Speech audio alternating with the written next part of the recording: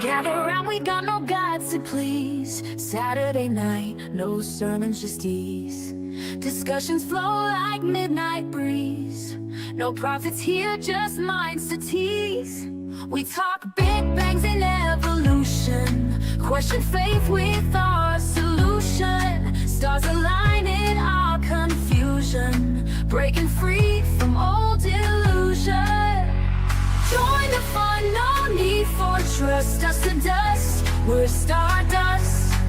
No heaven high or hell to fear. Saturday night, we hold it dear.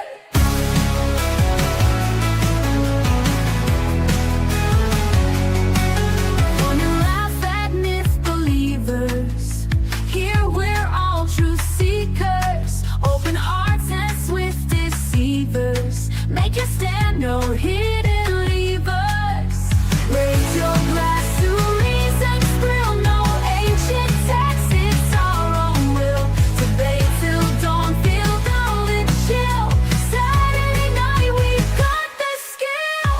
Echoes of a godless choir, like the world we spark the fire. Free our mindset to inspire. No holy walls to take us higher.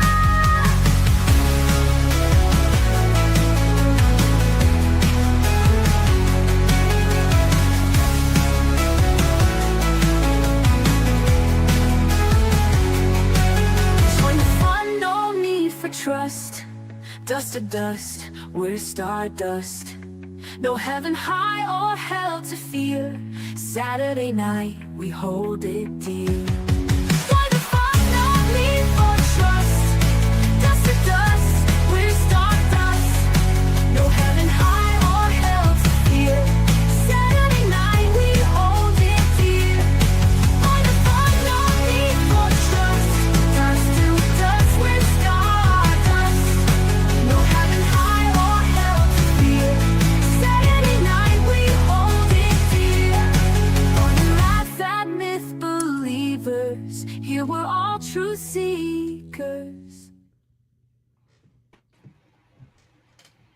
Hello, everybody. Welcome to Saturday Night at the Atheists here at the Captive Desk. And I'm joined with some atheists. We've got Mike, and there is Scott from Answers in Atheism. Hello. And we have our Brainless joining us as well. You often find Brainless hanging out with Slim Cyborg, as well as on other channels. And Bree was mentioning Slim Cyborg earlier today. They were talking about some, breathing fire. That's what came up. And so they would, that's kind of Slim's alley over there. And so, yeah, we were talking about Slim a little bit this morning. I believe he actually does have that skill. But Turn your sound up, Brainless. How back he did Brainless, we can barely hear you. Yeah, you got to turn up. that audio seems to be fucking up. Well, you can turn it up on StreamYard to like 100%. If you go Does to this that. help a bit? This a bit better? Yeah. There you go. Yeah. There you go. Yeah, no, I believe Slim does do a bit of fire breathing, but like a while back he did interview a guy that is his main act. So this is pretty impressive shit. No, thank you. If his new friend yeah. does that, well. Yeah, that seems like a very brave hobby to do. It's neat to watch him. That's not even talking about him swallowing swords, right? Yeah, Slim Cyborg is a legitimate sword swallower. So, Oh, shit. yep. Yeah. And he's also what they call a blockhead, I believe. He puts stuff up his nose and everything too. That keeps getting me. Like, it's like the sword down his throat. It's impressive, but putting something up his nose, for some reason that stuff isn't supposed to go up there. I used to put stuff up my nose. Expensive stuff.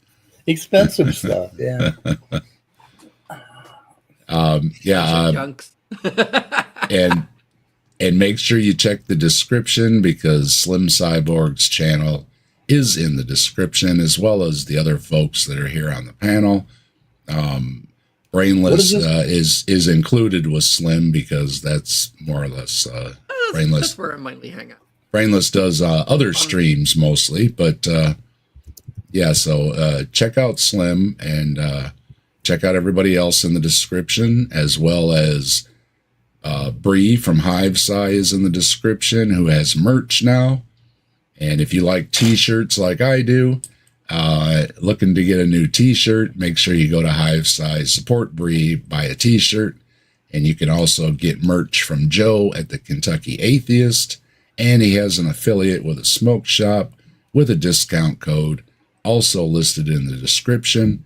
We have KariAnne in the description, starting up her channel as the Big K-God. So check out KariAnne's other channel. If you're not subscribed to her other channel, that link is in the description too. This isn't her regular channel. She's got another channel where she's doing this. So check that link in the description, as well as the Grassman Chronicles, my other channel where I do mostly my cryptid stuff, is also in the description. And I was just talking with somebody in the community. We might be doing something about some cryptids together, so that might be really cool. I won't say who it is right now, but I think everybody knows who they are. And I'm also going to be on with AJ at Ways to Human Wednesday at 7 p.m. Eastern. That's this Wednesday. It's the, what date is it? That would make it the 7th. The 7th at 7 p.m. Easy to remember. I'm going to be on with AJ, Ways to Human, and we're going to be talking about some really enjoyably pleasant Bible verses, and that's sarcasm. So I Dave, could hear that. Could you look at the chat and put Alma's highlight Alma's post about this Mubarak Bala? Mubarak Bala? I didn't know about this. Just to let everyone know, Mubarak Bala, incarcerated for being an atheist in Nigeria, just arrived safely in Germany. Well, that's good news. Yeah. Good on the Germans and everybody else who did whatever they did to get him out there. Awesome. That's quite impressive for Germany, because Germany is still quite a religious country. And I want to say, I live next to it. Trust me. I want to say hello to Tilting Windmill, who is here bright and early. Always good to see you. Hey, Windmill. Dropping the emojis. And let's see. Katie is here. Hello, Katie. And Ryan is here. And Alma is here. And Zervak is here. And our folks saying hi, hello, that are Brainless and Scott. Everybody's saying hi to everybody. And old Joe joining us. Hey, old Joe, good to see you. I'm going to beg everybody to subscribe to my channel. I've lost my pride. So Mike's got a great channel. Begging. Hillary's emails is here. Jasper is here. We got all the best folks joining us. Good to see everybody. And yeah, make sure you subscribe if you aren't subscribed to Mike for some odd reason. I know. Make sure you subscribe to Answers in Atheism. Mike has a lot of great stuff, and he's talking about doing some videos. You might learn a thing or two that you haven't picked up in his live stream. So there's more to come over there. And you know, Mike should be up over 1,000 subscribers. He really should. So if you're not subscribed, the link is in the description. Make sure you get over there and subscribe and support Mike. He's got a lot of great stuff, a lot of great science information. I always learn stuff talking with Mike, and I think a lot of us do and appreciate it. So, you know, show it. And you know, if you know folks that like that kind of stuff, maybe let them know, say, hey, there's some good stuff over here. Go subscribe, right? Help Mike out. He deserves it. Yeah, and not James begging is not working for me. So well, I'm we'll gonna beg start for begging. you. Yeah. We're begging for you. Hello, James. How are you? Hey there, guys. Good Hey, to see James. you. And also, hello, Hillary's emails and everyone else that's in chat. And let's see. And Ed's joining us from the Rabid Atheist, another great channel. If you want a perspective from a former pastor, that's where you go. And we got, we were just talking earlier, getting to that age. A friend of mine ended up having to be in the hospital, getting a stent in his heart. I just heard it through the grapevine. And we're trying to check on him to see how he's doing.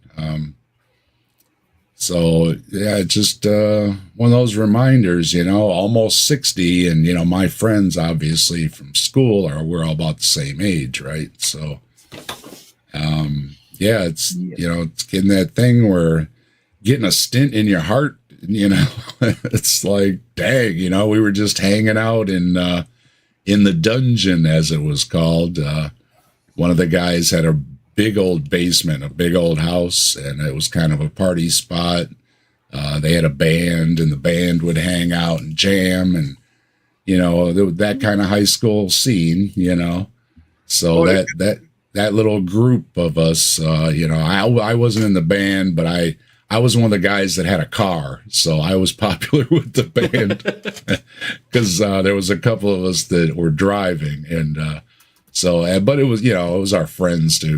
We hung out, had a good time, and of course, they would do a gig in a bar, a bowling alley, or wherever, stuff like that. We were always there supporting them, having a good time, great times. They really were, and I hope Greg's okay. My heart goes out to you. We're trying to get a hold of him. Last we heard he was okay, but it's been a few days, so we're trying to check on him and, that kind of thing. So Hope he's okay. You should be able to get a stint at Walgreens when you go for your vaccination. Just sign up and have him put a stint in. I mean, it ain't that big a deal anymore. See, we're getting you there, Mike. Thank you, Alma. Almost subscribed at Answers and Atheist. Well, since they're impaling your major artery in your leg in order to get that stent up into your heart, you probably want to have a couple of nurses nearby. Yeah, my mom almost bled to death from that shit. And we have Master Bleck. And Master Bleck wants to know, so is this Atheist channel or Atheist channel? It's a Bigfoot Saturday night at the Atheist. Yeah, sometimes Bigfoot will show up. I don't have a Bigfoot shirt on today, which is unusual, but I do have my captive shirt on. You are a captive audience, in case people don't get it, right? Captive audience, captive desk. Yeah. Okay. Oh. Yes, we are a gathering of atheists, but we welcome everybody here at Saturday Night at the Atheist. This is, we're non-denominational. So We're wayward infidels, according to Katie. Yeah, everybody's welcome here. Have a good time. This is a lighthearted atmosphere, and everybody's welcome. Master wants to know they are an atheist and want to know if the people, they're atheists or people who will talk how Earth is flat. We don't really do that, but we do have folks in the community that debate that.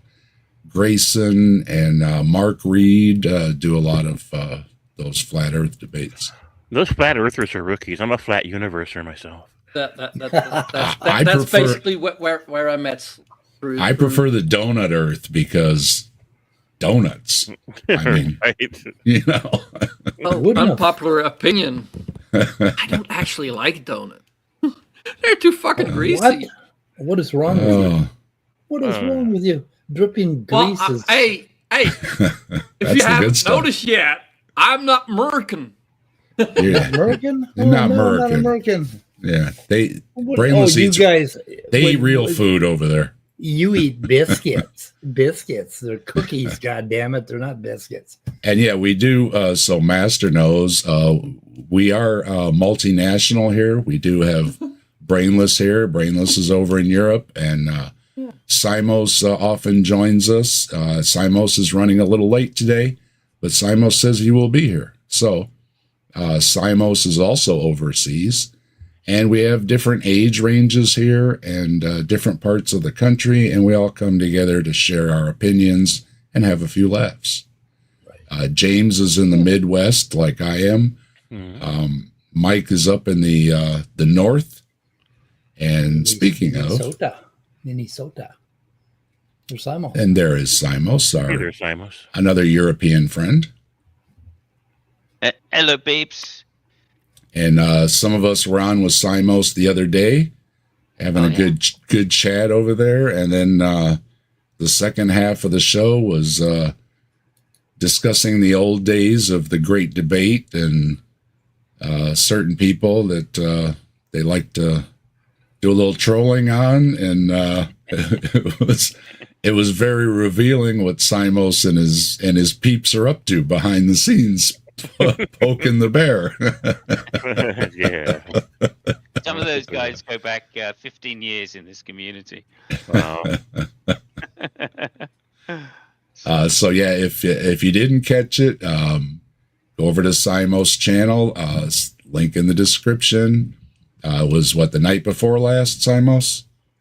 Yeah, Thursday nights. Thursday nights, 10 o'clock UK, 5 p.m. EST. That'll be a regular thing. The series is called State of the Onion. So There you go. and we just dissect various topics. I don't know what next week is on at the moment, but Why does this church have a picture of somebody's butt front and center? I just noticed that. Could at least be a nice one. Yeah, the Sovereign Way Christian Church is our topic tonight. Stephen Feinstein. So he's what we're going to be going over. And he wrote a book called We Destroy Arguments, How Presuppositional Apologetics Empowers the Believer to Refute the Damn Atheists. So anyway. And Master Black is joining us from, sorry, 1 second, Simos. Master Black is joining us from Europe too. Bulgaria. So welcome. Awesome. Awesome. and that's very ambitious, considering neither Plantinga nor Greg Bunsen say that it refutes atheists. Of course, in Greg Bunsen's famous words, it's to shut the mouths of atheists. Oh yeah, that's Right. Not what to refute To them. avoid the arguments entirely. Yeah, And absolutely. Top Dog said, FYI, just got done editing my website. So everybody go over there, and here is the full link there. Awesome. And it's in the chat as well. So everybody go over there and click on that. And yeah, if anybody has news, want to share your channel, stuff like that, all that's welcome here. Feel free. That's why we give you the wrenches. Drop your information. And I see people dropping emojis. Hello, Bond. Good to see you. And hello, Top Dog, if I didn't say hello. We have memberships now. And we're up over like 90 some members here at the captive desk. So I put out my video the other day, and I put it out 24 hours for members to get it first. And I wanted to ask if that's a good amount of time for everybody, or if you need it longer or whatever, let me know. I thought, like 24 hours for the preview time for members. So Yeah. I hope you caught that as a member. And yeah, we'll also do other stuff like that for members, like seeing stuff first, or maybe some exclusive videos. We'll see what we can do. And, but yeah, if you want to become a member, you can hit the join. We got a lot of great emojis. You see them going through the chat. We got Bigfoots, we got Foots, we got aliens, we got the live long and prosper. We've got answers in atheism on toast. Where else are you going to find an emoji that has answers in atheism on toast, right? So if you would like to join, hit the join button below. And, of course, you can always support the channel by just hitting the like, subscribe, share it to somebody. all the good stuff that helps us out, and we really appreciate it. And that goes for everybody else here too. Make sure you hit all the links in the description. James is there. Simos is there. Everybody can use some likes and some views, and everybody does appreciate it. And speaking of, while we're taking care of business, one more thing is a friend of the channel, of course, is the Kentucky Atheist, who's handling the ARC protest this summer. And headphone check, everybody. This comes in a little loud. We're going to run the ad here. I think there's an updated ad, but I don't have it yet. But mostly all the information is there. Of course, the lineup is always subject to change. These things are months out, and things happen. Some guests are, can't make it. Some guests are added. My understanding is Jay Bundy might be added, so you might be able to see Jay Bundy there too. So again, headphone check, and here we go with Joe's commercial.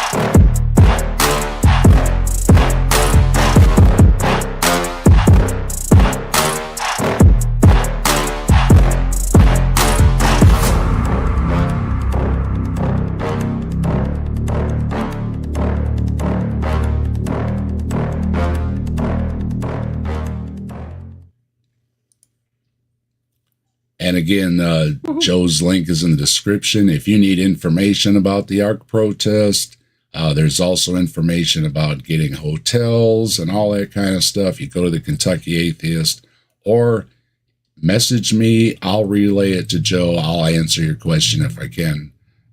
Well, I will. I will answer your questions as best as I can, I should say. So feel free to contact me, or just, go over there, contact Joe. Joe's also on Discord and all the other socials as the Kentucky Atheist. And you just might see some of us there too. If I can make it out, I want to go. A lot of the YouTubers and a lot of the folks that watch in the chats are loyal viewers that we appreciate. A lot of people are talking about going this year, so it looks like it might be quite the event. So, and also I should just mention a quick warning. If bad weather happens, remember the Ark Park is liable to flood. So make sure you take some wellies with you if there's a bad warning. Yeah, if there's a bad weather warning. Don't count on that damn boat, because wear some rubber long johns or something. Yeah. And we've got Jan here asking what's up. We gather here every Saturday to discuss things. And how do you object to beauty in nature? I don't object to it. I find a lot of beauty in nature. I'm a pond guy. I also have my pond page, by the way, Dave's Pond. I love beauty. I love spending time outside. My wife and I love being out gardening and all that, flowers, and I have rose bushes, and it's beautiful. I love it. And yeah, you noticed people in the commercial there, Master Bleck. There's looking like there's going to be quite the lineup at the protest this year. There's a lot of organizations that are helping out and contributing. And of course, there's always the need for a few extra bucks. So if you got it like that, you can also go over there and donate, help out with some of the, extra costs, even though a lot of the stuff is being covered by some great folks and some great organizations already. So that's awesome of them. And this is also through you see the names, the Tri-State Thinkers and Pangborn and all those folks. And they also have all the hookups for the equipment. So they have the tents and the PA system, and they're going to have a photographer there walking around. Videography is the word, I think, right? Videographer. And covering the whole thing, all that good stuff. So yeah, if you can make it, that's in Kentucky. It's right over the line from Cincinnati, Ohio. It's July 6th. It's a Sunday. It's the 4th of July weekend. And there are, like I say, discount hotels that they've got. You can get all that information.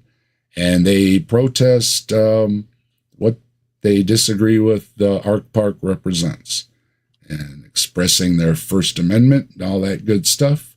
And of course, it's a peaceful deal. And rumor is maybe Hawaiian shirt guy might show up, although you can't believe anything he says. So That's true. but But also, like I did, like, I'm not capable of going, but if you still want to support, you can donate. you can always Way of donate. supporting Yep. when you can't come. Yep. Kick a couple bucks Joe's way to cover the expenses, and they are bringing people in, and they are accommodating them as well. So there is expenses involved in bringing folks in from out of town and everything. It's a big event, and I'm sure everybody understands there's always a need for a few bucks to help out. And Ember, hello. Always good to see you. Amber! And Spooky joining us. Hello, Spooky. Hello, Spooky. Probably only. Oh, so these guys are affiliates of the Southern Baptist Church that we're going to be covering today. Yeah, so we have Stephen Feinstein or Feinstein. He is the pastor of Liberty. Or wait, no, we're wrong one. What is that? He's It's fixing it. called, He's the pastor of Sovereign Way Christian Church. His education is from Liberty Baptist University yeah. and the Southern Baptist Theological Seminary and the Gateway Seminary. So he's got a bunch of seminary experience, He's got some experience with semen? What? apparently. Yeah. And The gay way with semen? What? it seems he was also some kind of chaplain in the military. No, it's like the reserves or something like that. The reserves. Well, it's reserves or military. I mean, Yeah, they There's a all military, and what happens is people start their military career active duty in the Army or whatever branch, Okay. and then they will just contract out to serve the rest of a contract, or just join the reserves to get points toward retirement at a higher rank. So he could have been active duty. Plus, remember, like the guy who your governor Tim Walz, his military career was basically in the National Guard, Yeah. and that's a legitimate military career path. So Yeah, Yeah, somebody was commenting that all these guys have military backgrounds, like these preachers and stuff, or a lot of them do, and they're very keen to mention that for some reason. I don't know. it says he is a chaplain in the United States Army Reserve, holding the rank of lieutenant colonel. Lieutenant Colonel. Love Lieutenant it. colonel. A reserve Yeah. chaplain. I mean, Yep. what does that actually mean then? What is Well, a reserve though? I mean, Yeah. is it just if the chaplain out there loses his faith, suddenly becomes an atheist? He's in a Right. picture this. I just want to draw a little picture for you, okay, guys? But It's the chaplain in the U.S. Army, and he's sitting there before all the battles, going, "Bless you, bless you. You won't die. You won't die. You probably will. You won't die. Don't worry. You're more likely to die from like friendly fire. No, only a joke, guys." And They're good for- and in the first battle, he goes charging in there and dives into a foxhole, and they goes, "Oh, hang on a minute. I don't believe in God anymore. Oh no!" Then they call up the reserve chaplain. Reserve chaplain comes out, he dives into the foxhole and goes, "What's going on here? You can't be an atheist in a foxhole." Highlight Spooky's comment. Hi, Simos. Hi, Dave. I may do my first live stream this Friday if I figure out how to live. So Spooky, really? Ooh, That'd be awesome. that's going to scare the yeah, hell out we'll of see me. it. It's gonna You be probably scary. figure that out. Hey, that's Slim awesome. do live streams more than That's awesome, Spooky. And where's there you go. There's the link. We got a link. Blabbermouth. I like it. Wow. Spooky, make sure you link me. Make sure you link me. I got a lot to say. I met Lemmy when I was 13. Yeah, we'll be looking forward to that, Spooky. And yeah, Rochelle is here. Hello. Oh, really? Jay is in the chat. Hello. Where's the link? All the great folks stopping by. Hello, everybody. Why am I seeing links? Huh. Weird. Weird. You should see it on. because you're looking in the wrong side chat. Yeah, you look on the other side, chat. Well, I'm looking at the side chat on your YouTube channel, the video that's playing, and I can't. Where the hell are we here? The video's also playing on another channel, I think. What's that? We're playing on Answers in Atheism too, but I can't see links in the chat for some reason. Wait a minute. It's there. It's there. What? I see it. Okay. It's in your top chat. We have live chat. Okay, all messages. Jesus. What? Yeah, make sure. Yeah, make sure you're clicked up there. Yeah, it's not showing the I links. think that's Oh. not the default. It- So I I annoying don't think, that live- Dave. I don't think you have administrative privileges on your channel, or no, maybe Spooky doesn't. Let's see, Blabbermouth. Okay, I'm babbling. It's okay. Okay, I well, do that. it is on there, and let me see. Well, this Blabbermouth link takes me to a website, but I don't see any kind of link to Spooky's channel unless he's going to live stream from a different streaming Yeah, platform. it goes. Yeah. Yeah, it He goes to probably hasn't set it Blabbermouth. up. He probably hasn't set it up yet. Anyway, well, I'll have to watch for that. We'll have to know more about it. You should Yeah, we email need us. to know, Spooky. We need to know. You Let should us- email one of us. Spooky, if you want viewers, post links also like on Discords, like on Slim's Discord. There's probably quite a few people there that are interested in watching. Well, here's Are quite a Oh regular no, side chat. Kitty had a seizure. Calicia's kitty had a seizure. there's Spooky in the chat. Already. Okay. Yeah, I see that. I see that link. Damn it. You see my link? Yeah, I do. Yeah. Spooky. Spooky. Spooky. Okay, that's and then coming back to sorry to hear about the kitty. Yeah. I had a dog that suffered with seizures, and it's really hard. We had a Saint Bernard that had seizures all the time. For the first time it happened, we loaded the dog in the car and headed to the emergency vet. And then about halfway there, Sadie pops up and it's like, "Hey, what's happening?" You know, Mhm. tongue drooling all over and tongue flapping. Like it brought it to the vet, and the vet looks at her and says, "Nothing wrong with your dog." It's like, well, there was. What the hell? Yeah, he did all right for a while. They gave him there's a common medication they give him, and I could just pick it up right here at the vet. It was handy, and it did him good. And then, but then near the end, he started having them again, and then he passed away. But for a while there, it worked okay. But man, yeah, it was so hard when he's just twitching so hard, and there's just nothing you can do for him. It's really anyway. One more sub and I'll be at 750. One more sub. Come on, we got to have one more so sub you out can do there. it. Somebody get Mike up to 750, Answers 250 to go. Answers in Atheism. Link in the Goddamn. description. Spread the word. Come on, folks. We got to Just get follow Mike this up there. algorithm. If not subscribed, then subscribe. Yeah. Very easy. If not subscribed to Answers in Atheism, then please subscribe. I'm really We'll have to- old. I'm going to be dead Work soon, on it. so I work you on better hurry up. Well, everybody needs to put on their thinking caps. Oh, yeah. Pastor Stephen here is going to explain why we don't understand about the difference between the brain and the mind. All right. Oh dear. Oh, I watched some of this, and oh dear. Oh, fucking hell.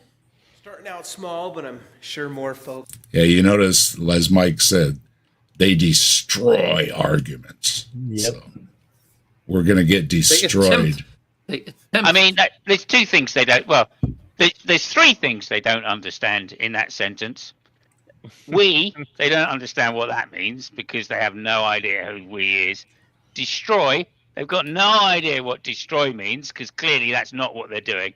And three, arguments, because they don't understand what a fucking argument is. Strike three, you're out. He's referring to a passage of Scripture, 2 Corinthians, which is not penned by Paul. 2 Corinthians 10:5 that states, "We destroy arguments and every lofty opinion raised against the knowledge of God, and take every thought captive to obey Christ." A lot of apologists will take a phrase from this particular verse and use it as a title for their web page, their ministry, their YouTube channel, and our co-pilot here says the verse is often cited in discussions about apologetics and defending the Christian faith. So he's just grabbing 2 Corinthians 10:5, taking a snippet from it and sexying up a picture and making it bizarre. In that case, it's even worse, right? Because holding every thought captive to the knowledge of God. What happened to free will? What happened to free will? So we can't think our own thoughts. That's it, right? Once you become a Christian, you've got no free will. I mean, this is just ridiculous. They don't even know their own theology. And he claims to have gone to a seminary. Oh my word! Three times. Ow. Hey, Let's Farm. Hello, how you doing? Hello. Okay, let's see if we can actually start the video. Here we go. And yeah, I did trim off this is their little ad at the beginning. And I'll also add in there put music in it too. I'll also add in, just to stop you starting the video, this is part 2. This is part 2, all right? Yep. And part 1 is just terrible. So, I'm not expecting too much. Yeah, for everybody, this is not gonna be terrible? This is part 2. Part 1 had a lot of talk at the beginning, and then some of the stuff I don't know. It just didn't seem like it would be fun to look at. But this Mike and Answers in Atheism crowd enjoys these kind of discussions, so I thought I'd go to part 2, and there wasn't all the fluff at the beginning. He kind of went right into it. And I also have another video we might look at of his on evolution, and it is part 4. And the reason I have that is because it just came out 2 days ago. So it was a fresh video. So that's why I have it. However, we'll probably revisit some of the other videos, and Mike is thinking about looking at some of the stuff on his channel himself and dissecting some of them, because he's got a bunch of videos. So you might see this guy some more coming up. So no worries there about what parts we're covering. It'll all come together. Okay, trust me. We'll all come togetger. Oh, never mind. Come together. I love when a plan comes together, right? That's more something for Slims. I'm trying to get him over to talk to me. I thought we could have a nice conversation. Yeah. He and I. Well, Deconverted Man's got a guy that's just dying to talk to anybody. we'll set you up. He quit messaging him. So just if you're wondering. Oh. So yeah, we're gonna. This is the moment that I realized the A in A team stands for atheist. Absolutely. Yeah. We are the A team here. This will show up as time goes on. So we'll just go ahead and get started. We're already starting a couple minutes late. So again, good evening. We are continuing this course on presuppositional apologetics, and we are continuing with the subject of atheism. And so this is part 2 of the lesson on atheism. So we'll pray, and then we'll go through the information. Pray? And Are you kidding? done. Lord God, You we have to thank do you so that? much that we are able to come together and make sense, and that everybody here, all the students, would Did he be just able to scratch his just, butt? pick Yeah, up I think and so. absorb all the information and be able to use Wait, it. my camera's So, Lord, on? we just pray, and that they'd use it in service of the gospel. So we just pray all this to you in Jesus' Sorry, name. I Amen. skipped most of it there. All right, so jumping right back into where we left off, pretty much we began atheism last week, talking about how we use presuppositional apologetics against atheism. And I explained that, of course, we use the PIA technique. We're looking for the preconditions of intelligibility, What does that mean? inconsistency, and arbitrariness. It means can't know anything without God. That's a Darth Dawkins argument. Of course. May I And, respond to a it's- side chat? real quick? Yeah, we got a comment here. Music by Brian. Atheists just use evolution as an excuse to sin. Haven't you considered the fruit bat? He does not attempt to understand his world. He is content with what is provided to him by his Lord Almighty. Well, the fruit bat is good at being a fruit bat, and human beings are, well, we try to be good at being human beings. I was going to say, Not all of let's us not are. oversell it. No. Wait a But minute. also the thing like, oh, atheists just want to sin. Sorry, we cannot just go up to someone and say, oh, we're sorry, and it's all forgiven. Right. Yeah. We have to live with our sins. Yeah. Yeah. Or If sins, I or believed the in bad things sin, that we've done. yeah, if I And believed in sin, I wanted to get away with it, I would become a Christian and be forgiven for it. I understand the deal. It's a good And I deal, always- but I don't have a And then guilty sin again, conscience. and sin Yeah. again, and be forgiven again, and then sin again, and be forgiven again. Sure. And I As always long feel as like you, I'm, at the I'm- end, you ask for forgiveness. Well, yeah. Or you can give the church a couple bucks and they'll give you some absolution and it's all washed away. You can get baptized and have it all washed away. One of my favorite parts of the movie Old Brother, Where Art Thou? Is where he gets baptized and he gets in the car and he goes, I'm good, boys. All the bad things I did are washed away. Right? Just like that. every time they mention sin, I think about donuts because it's like I feel like I'm missing out. What the hell are these sins that we're supposed to want to commit? I don't understand. The only one I can think of is donuts because that would be a sin for me. I was thinking of doing immoral things with horses in the streets, but Oh, also, just to point okay. out, his second point here was it's either God created everything or everything is arbitrary. That's what's called a false dichotomy. Just to put that out there. So this guy doesn't even know Logic 101. You do know Okay. that horses kick, Simos, don't you? They kick Well, backwards. it's part of the fun. Yeah.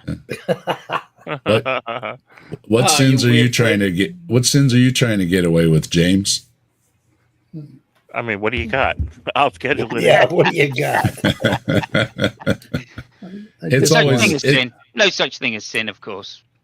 Yeah. right. Yeah, it's always You just want to act badly, and it's like, well, I see a lot of theists acting badly too. So thing is, all the way around. It's just kind of a poor argument. I think the sin And- or the including- consequences don't seem to scare the believers any more than it does to me. Including Yahweh, of course. I'm too we old have- for most of the sins they got in mind.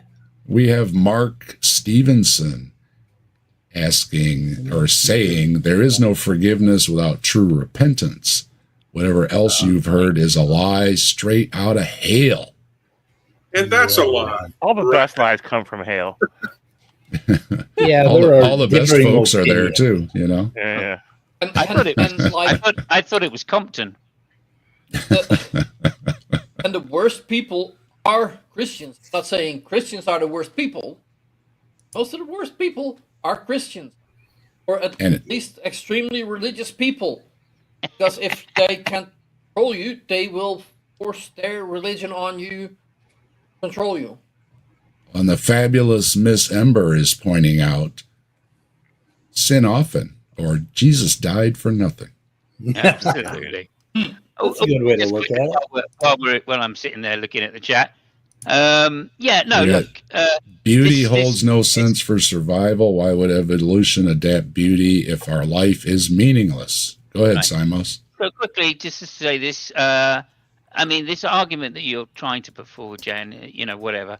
But look, survival, truth, right? Understanding what is true is a very good way to survive. It's no wonder that survival, favors truthful explanations of reality. After all, the truth of what drug actually works is a very good way to survive in later life in this world. And it's science's drugs, right? Truth about the drugs that they give you, which all the Christians turn to at the end of the day, before they try and pray the disease away, of course, because disease theory is scientific, right? And it's aimed at helping us survive. The truth And of res- that may be hard for you to bear, but the idea that because evolution aims for survival, it doesn't pick out truth is just false. And responding back to Leo asking, what does it mean to say that evolution adapted beauty? And hello, Leo. It's good to see you. The response back is evolution adapted beauty means that evolution created humans and also their sense of beauty. Yeah, pretty much. So you should highlight the Dennis Rader comment. I think everybody needs Is that the next one? Yeah, think about it occasionally that, he was a devout Christian church deacon, president of his church council, Boy Scout leader, also serial killer. Oops. Oops. Bind, torture, and kill. And the only other DeFreak. thing I need to say about that is Catholic Church. Yeah. We got DeFreak stopping in. Good to see you, DeFreak. Stop right. Hey, DeFreak. Yeah. Good to see you. Yeah, And I point. Oh, go ahead. sorry, no, I was just going to say, you say Jesus believed in science, of course. Not really, obviously. There were some things. It's not what comes out of your mouth. It's what goes into. It's not what comes into your mouth. It's what goes out that harms you. That's completely false and anti-scientific, of course. So it's not that Jesus was into science. He may have coincided, like a lot of ideas in the New Testament, with the Greek idea of science at the time, but no more than that. Pointed out that atheism will fail against the PIA every single time, and It's over, folks. Look at this. We barely started the video, and it's already over. Right, might as well go home. Well, good night, everybody. We've heard this before, though. will also fail against consequences if we bring up consequences of this. So I was also mentioning last week, I think it makes sense when you're dealing with atheism to begin with the P, begin showing them. Excuse me? Wait, they're into golden showers? Oh, fuck no. I do not like golden showers. Their failure to meet the preconditions of intelligibility, and along. I think that's when it's down the back of your neck, and they tell you it's raining. Yeah. John, good to see you. Hello. And Mark, hello. There's a lot of folks here this evening. Good to see everybody. Thanks for joining us. And yeah, if you have a question for us, we will try to answer questions if we spot them. So feel free.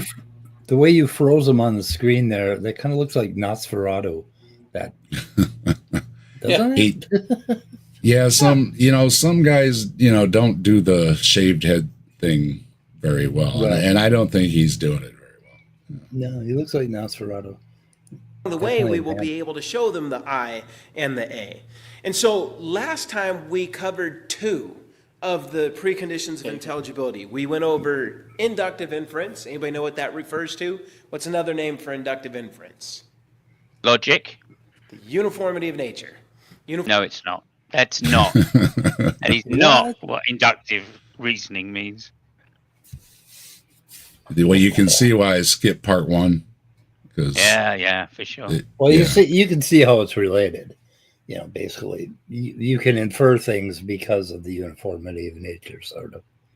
I mean, you can count on things happening. It's a component of it. It's not what it is, though, by a long stretch. Yeah, he does this a lot. He makes really egregious errors. Okay, just to add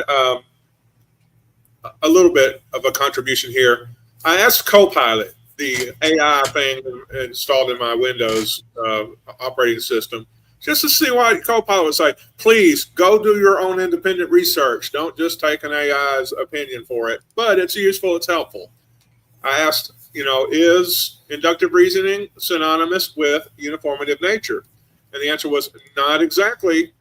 But see, I would say that to say, well, they were incorrect. They're not synonymous, but they're related, just like Mike said. But an apologist or a Christian or perhaps Jan in the side chat will say, see, it says they're synonymous because there's an element of relatedness there.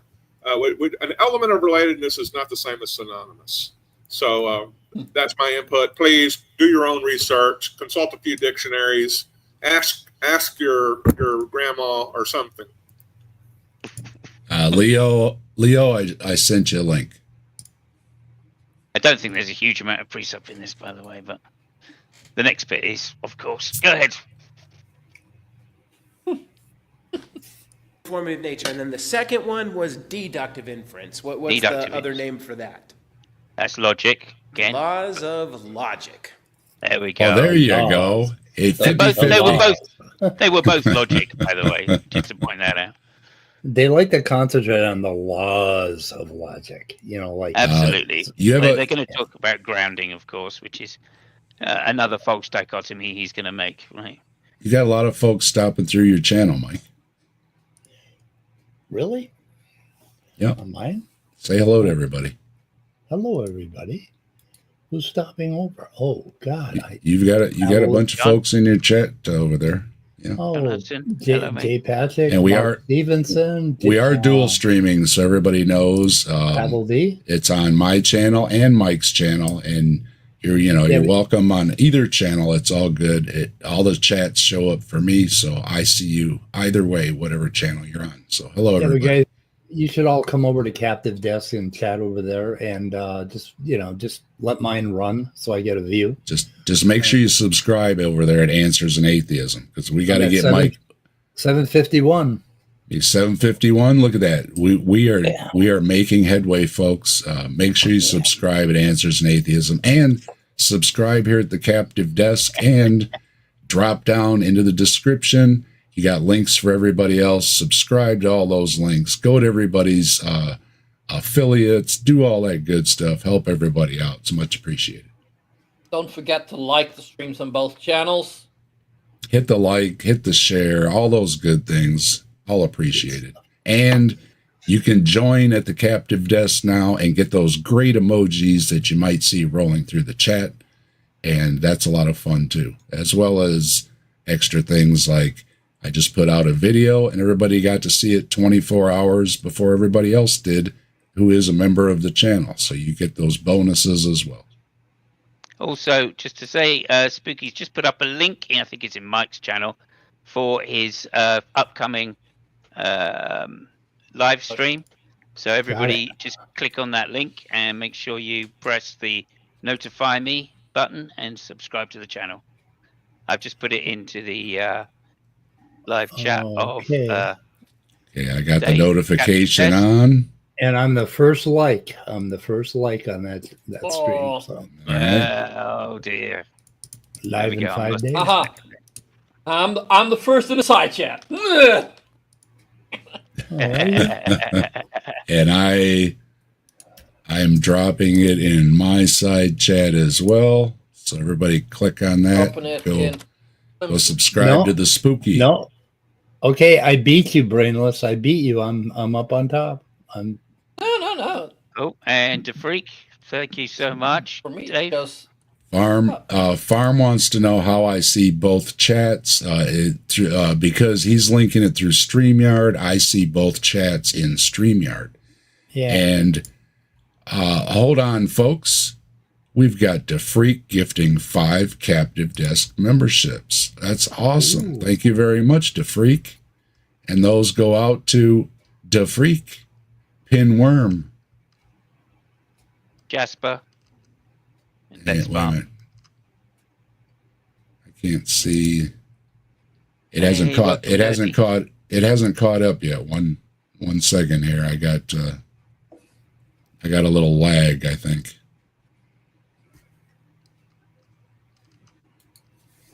Pinworm, Jasper. Oh no, it's not Jasper. You're right. It's just a freaking Pinworm so far. Everybody else must be subscribed. I think that's there's a little lag is what it is. It happened the other day. It'll come up. Anyway, DeFreak, thank you very much. You're awesome. Appreciate your support. And then everybody that's got those memberships, feel free to drop those emojis. We got all kind of great emojis. And you can never drop not enough emojis in my So chat. when I get a membership, I'm going to do nothing but answers in atheism toast over and over and over. You're going to There hate you go. me. Yeah. Okay, let me hey, I appreciate it, DeFreak. We don't always agree on things, but it's all good, right? We can all be cool with each other. I appreciate that. And more people joining. Hello, everybody. Good to see you. Is that a Good to see everybody. Yeah. yeah, we're dropping emojis. Love it. Atheism cannot account for the uniformity of nature, and it cannot account for the laws of logic. It lacks the presuppositions to account for these. And so pretty much their presuppositions, if they were true, would destroy inductive inference. Yeah. I mean, Look, you can't- notice how we say atheism lacks the presuppositions to account for them. He shouldn't have used the word "to," because that's saying that there's a reason for the presuppositions, where of course we know presuppositions are just assumed a priori, i.e. they don't have a reason why you assume them a priori. So like what he should have said is they can't account for the presuppositions that ground, right? Logic, etc., etc. Can't account for the presuppositions that ground. But no, he doesn't know what he's talking about. He wanted to think that he has a reason for believing these presuppositions, and that he doesn't, of course. Go ahead. Yeah, we don't need them. Well, that was the false dichotomy that I mentioned earlier, right? He thinks that it's either there must be an account. Atheists can't account. Right. That's the assumption, is that there must be an account for them. But no, in fact, there doesn't necessarily have to be an account. And even if there is an account for them, that doesn't mean that atheists can't use them.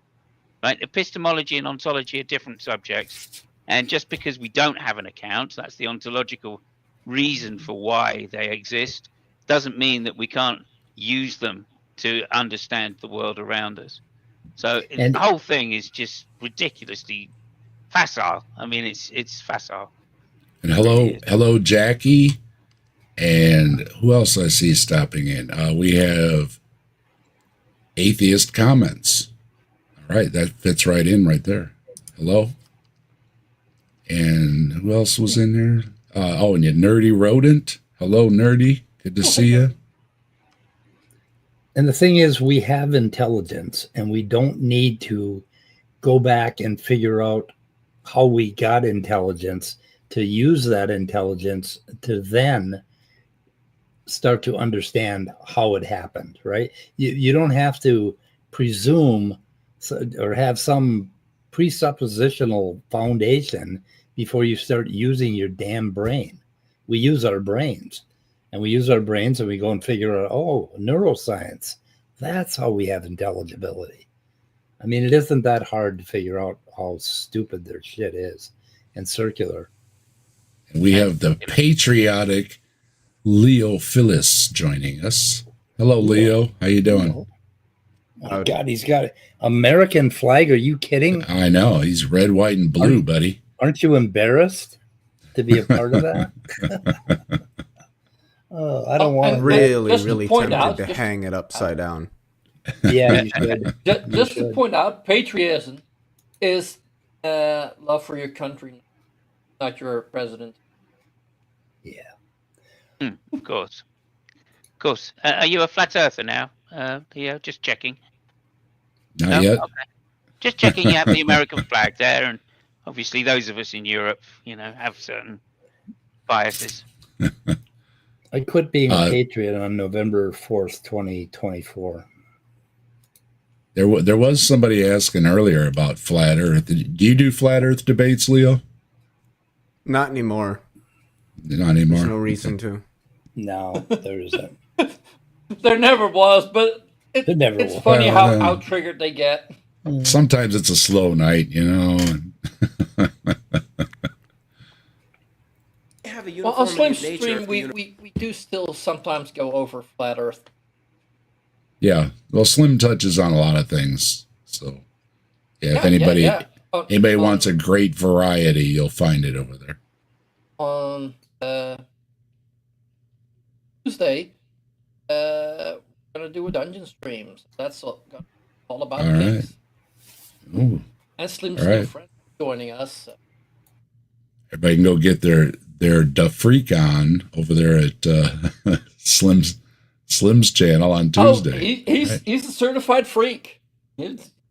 Yeah. He swallows swords, so, and he's a blockhead. So yeah, does other weird shit versus random. like that shit. Go You check can't that out. have immaterial laws of Absolutely. Link in the logic description. if all that exists is matter, material things, right? So that was the What? essence What of the fuck does that even mean? Immaterial laws of logic? The laws? Does this dude think the laws of logic are like a thing out there in the world, and that humans one day were just like, oh, I got one. Oh, which one did you get? Oh, I got the law of identity. That's not how this works, dude. Yeah. Like, I don't understand people who believe that like laws, logic, and math is like a thing, and it's out there somewhere doing something. No, these are stuff that humans came up with one day. If humans weren't here, there would be no logic and there would be no math. That's true, obviously, but of course, like we must remember that the New Testament, especially, a lot of the early theology in the church for the first few hundred years, at least 400 years, is based on Platonism, and of course, Platonists believe that there are objectively objects which exist called mathematical objects, etc., shapes, and the laws of logic. So, I don't think this is a And particularly. Plato was wrong. I agree with you, Leo, but that's not to say that that isn't a position which some. Of course it is. philosophers It's just a wrong one. maybe. And we have Kian. Is that how you say it? Hello, Kian. I think we could have just as easily said atheism lacks the presuppositions that ground the laws of logic, if he was better at expressing the position altogether. Yeah, that's not true though. Like I'm saying, that Platonists you can be an atheist and a Platonist, and still expect that these things exist. So that position is not mutually exclusive to Christians. Just because the Christians hijacked Plato's teachings in order to give their own theology some sense of logic and reason, doesn't mean that it's not available to other people and other heathens, other religions. Wait, since when does religion have? What was that, Brainless? You cut out. Since when does religion have logic? Well, since they read Plato and decided that the Christianity was going to be based upon the Greek idea of reason and the word, as John puts it, logos. I mean, another reason why we know that Christianity is just made up whole cloth, because they've clearly copied the early Greek ideas, at least Plato's ideas and Aristotle's ideas, although not all of them. Mark in the chat's agreeing that, yeah, the word was God in the beginning, and the word equals reality, and yeah, logos. Yeah, that's an adaptation. Or B. that's an adaptation of Greek philosophy, badly understood in their position, and that comes in much later. I mean, John is obviously 2nd century at the earliest, and I would imagine that the idea of translating the logos as being the word and Jesus comes even later than that. So, What's up, demon? How you doing? The demon orb. The argument that was made last time. Whereas, in contrast to that, the Christian worldview accounts for both the uniformity of nature and the laws of logic. How does it do that? Just because they say so? By guessing the existence of an imaginary being to make it so, which is an unnecessary step. So we know real things. We know real laws of physics affecting physical forces or physical things.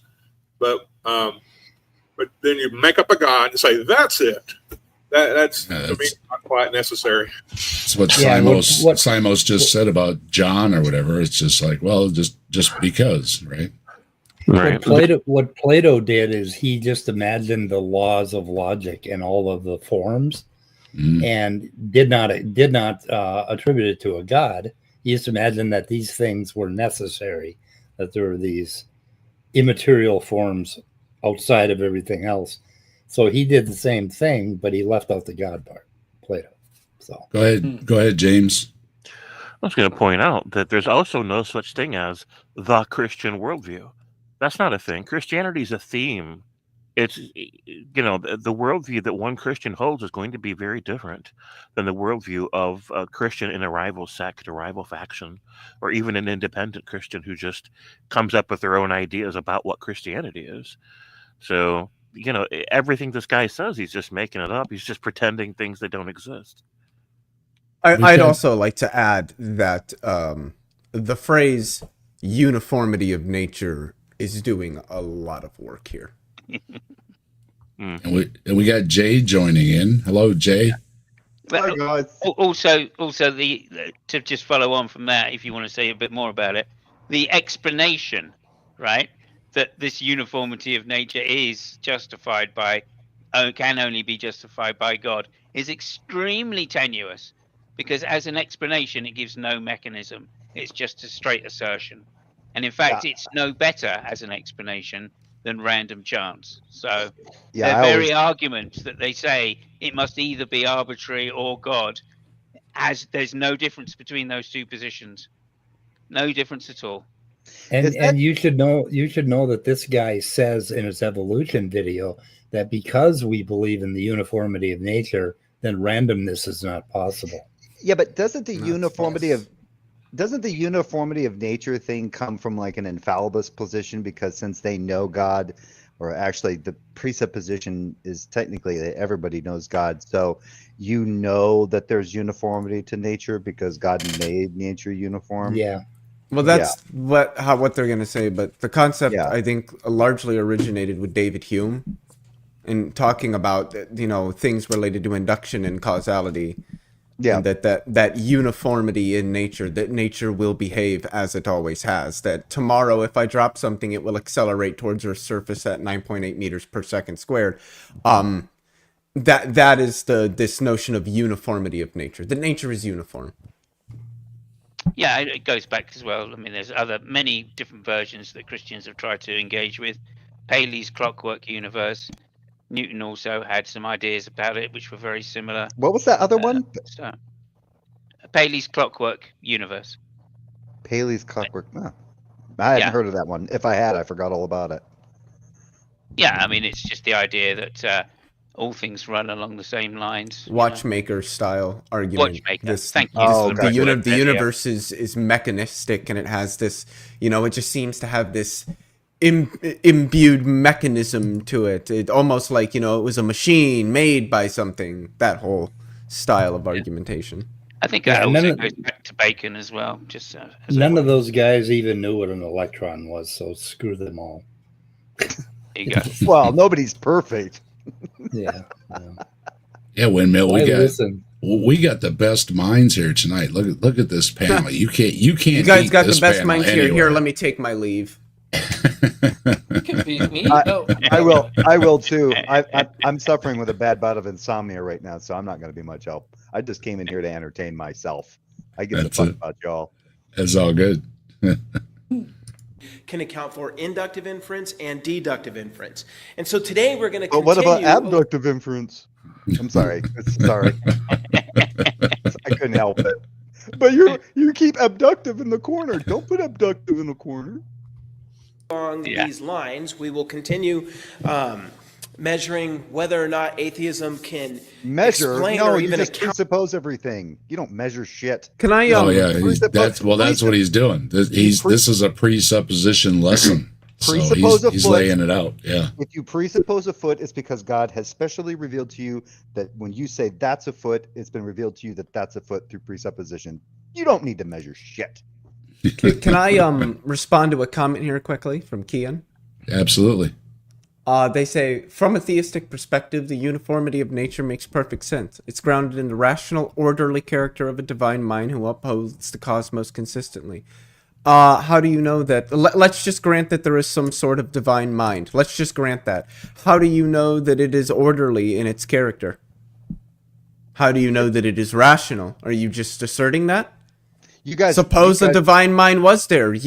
How do you know that it behaves or acts rationally? Or thinks in an orderly way?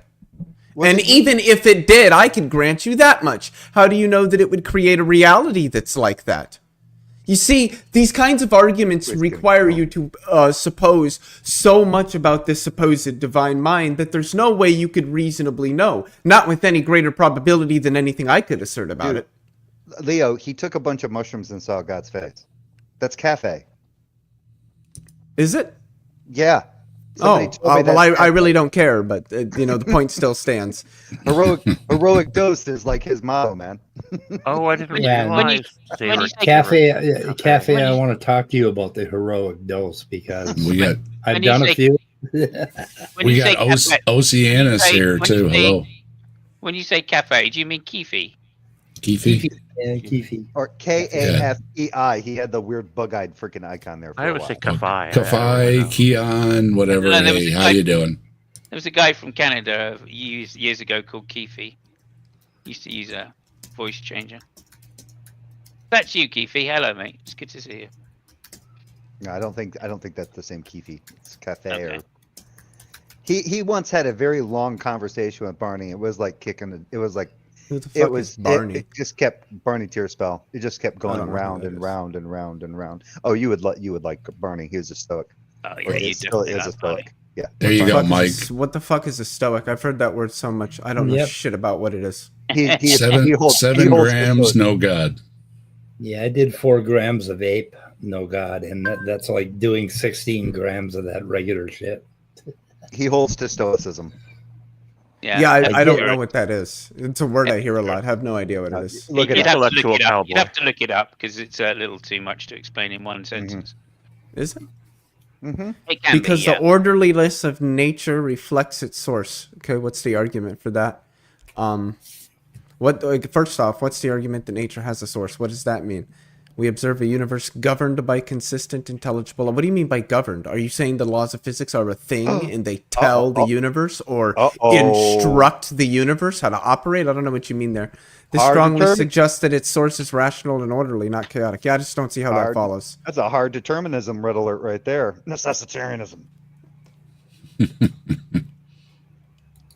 Account for the preconditions of intelligibility.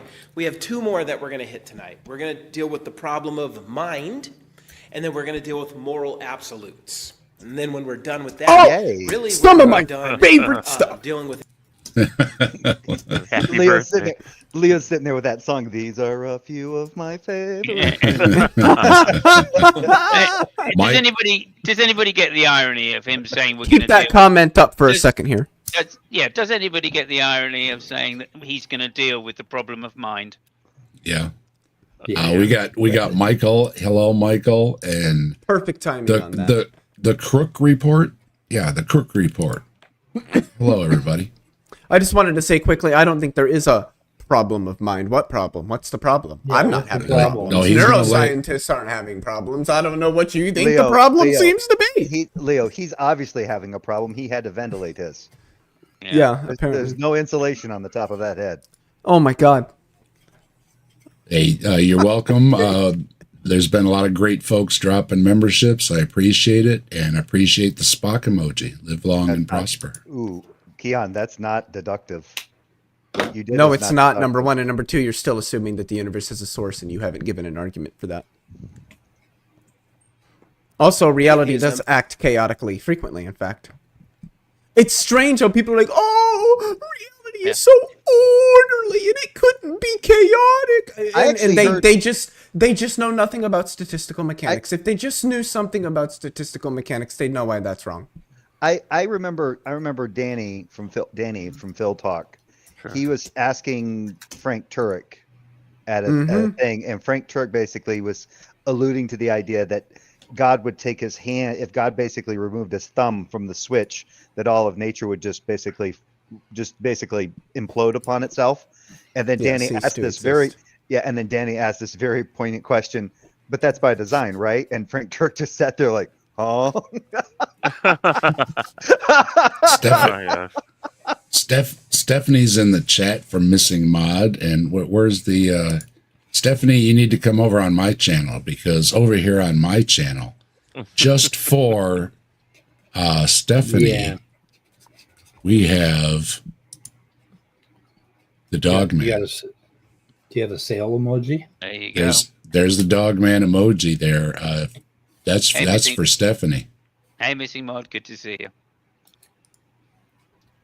All oh. I see on this chat is dogman, dogman, dogman, dogman, dogman, dogman, dogman. Mark, I'm quite familiar Yeah. with John Lennox. Back when I was a Catholic, he was one of my favorites. I don't know why the fuck I ever thought that man was intelligent. He is an idiot. Wow. He's a moron. I mean, he's not actually. I'm just obviously being a bit facetious. But yeah, he says a lot of very wrong things. They Yeah. they He spell loves- them out he in loves- the thing he loves- here, Jay. But loves- I know what they are. He loves a great story though, Leo, doesn't he? Oh my God, yeah, it's insane. Yeah, no, statistical mechanics is John only Lennox. somewhat orderly, by the way. Round, Ian. round face, elderly guy, kind of jelly. Yeah, Irish. Yeah. Mathematician at Oxford, yeah. Yeah, okay. There's Missing Mod. Oh, there's Or no, Kafai. So Hey. Kafai is not KariAnne. Okay, I There guess we somebody go. told me wrong. Yeah. Everybody drop the dog man over there for Missing Mod. There we go. Dog man for Missing Mod. Unless Missing Mod was on my channel talking about the dog man, and we had a good time, and it's one of my it's the most watched video on my channel. So if you like dog man stories, check that out and drop them dog man emojis for Stephanie. unless they are the same person, and Cafe's been doing so many heroic doses that he's finally He's had like split- schism of He's the split mind. personalities. Yeah. Yeah. Yeah, I did have an out of body experience, so I can understand where he's coming from with the two person. Well, no one, Cafe, nobody said Keon is a stoic. We were talking about Barney Tierspell being a stoic. It's good to have you here, Stephanie. Thanks for stopping through. I'll bring up a couple other points that are related to it. So let's begin with the first of those. So the third precondition of intelligibility that we are going to evaluate them on is the problem of mind. Okay, so related to the laws of logic is the problem of mind. And what I mean by this is, can a materialistic atheist believe that anybody has a mind? So Yes. Holy this always shit, gets, this- this always gets me, because obviously this the one's only precious. time we have any experience of mind, apart from our own, of course, is in other embodied creatures. So they With assume brains. straight out with brains, and they assume straight out the bat that you can have a mind without being embodied, i.e., Well, a brain. And Guys, so that's the argument that we'd like them to support, but I've never heard one yet. not Not without begging the Okay. question by using what I would say intentional language in the argument. which kind of, as far as I'm concerned, is tautological, or begging the question, I should say. Yeah, I would like to know just one thing. What I'm seeing up there on this little presentation here, that's from pathetic. Chat GPT, and I want to know what prompt he fed it. Yeah. You don't. How do you notice know how this see is from? because I've been using Chat GPT, and that is exactly its format. Yeah, but like, what are the things that you're looking at that tell you that it's ChatGPT? Like the mind, the not equal the brain, and then the way it's bulleted, illustration, fiber optic wiring. He's keyed in something to Chat GPT to basically help him make an argument for how the mind and the brain are not the same, and it's helping him to formulate that. Yeah, I just put it in there, the problem of the mind, and let's see. Well, no, it comes up with, if the mind is a brain, I don't know. I'm not sure what prompts he gave it, because Yeah, it would depend on the prompts. The way that you prompt it, it will help you construct even a fallacious argument if you prompt it correctly. Right. Oh, if you guys want to have fun, ask ChatGPT to go into rant mode. I have no interest in any of these AIs. Just really quickly, Kian, I never said that statistical mechanics was fundamentally random, so I don't know where that's coming from. Also, in quantum mechanics and in quantum statistical mechanics, there are a variety of things that are indeterministic. Also, random isn't the word that a physicist would use in the first place. They'd use the word stochastic. In reality, most likely is fundamentally stochastic.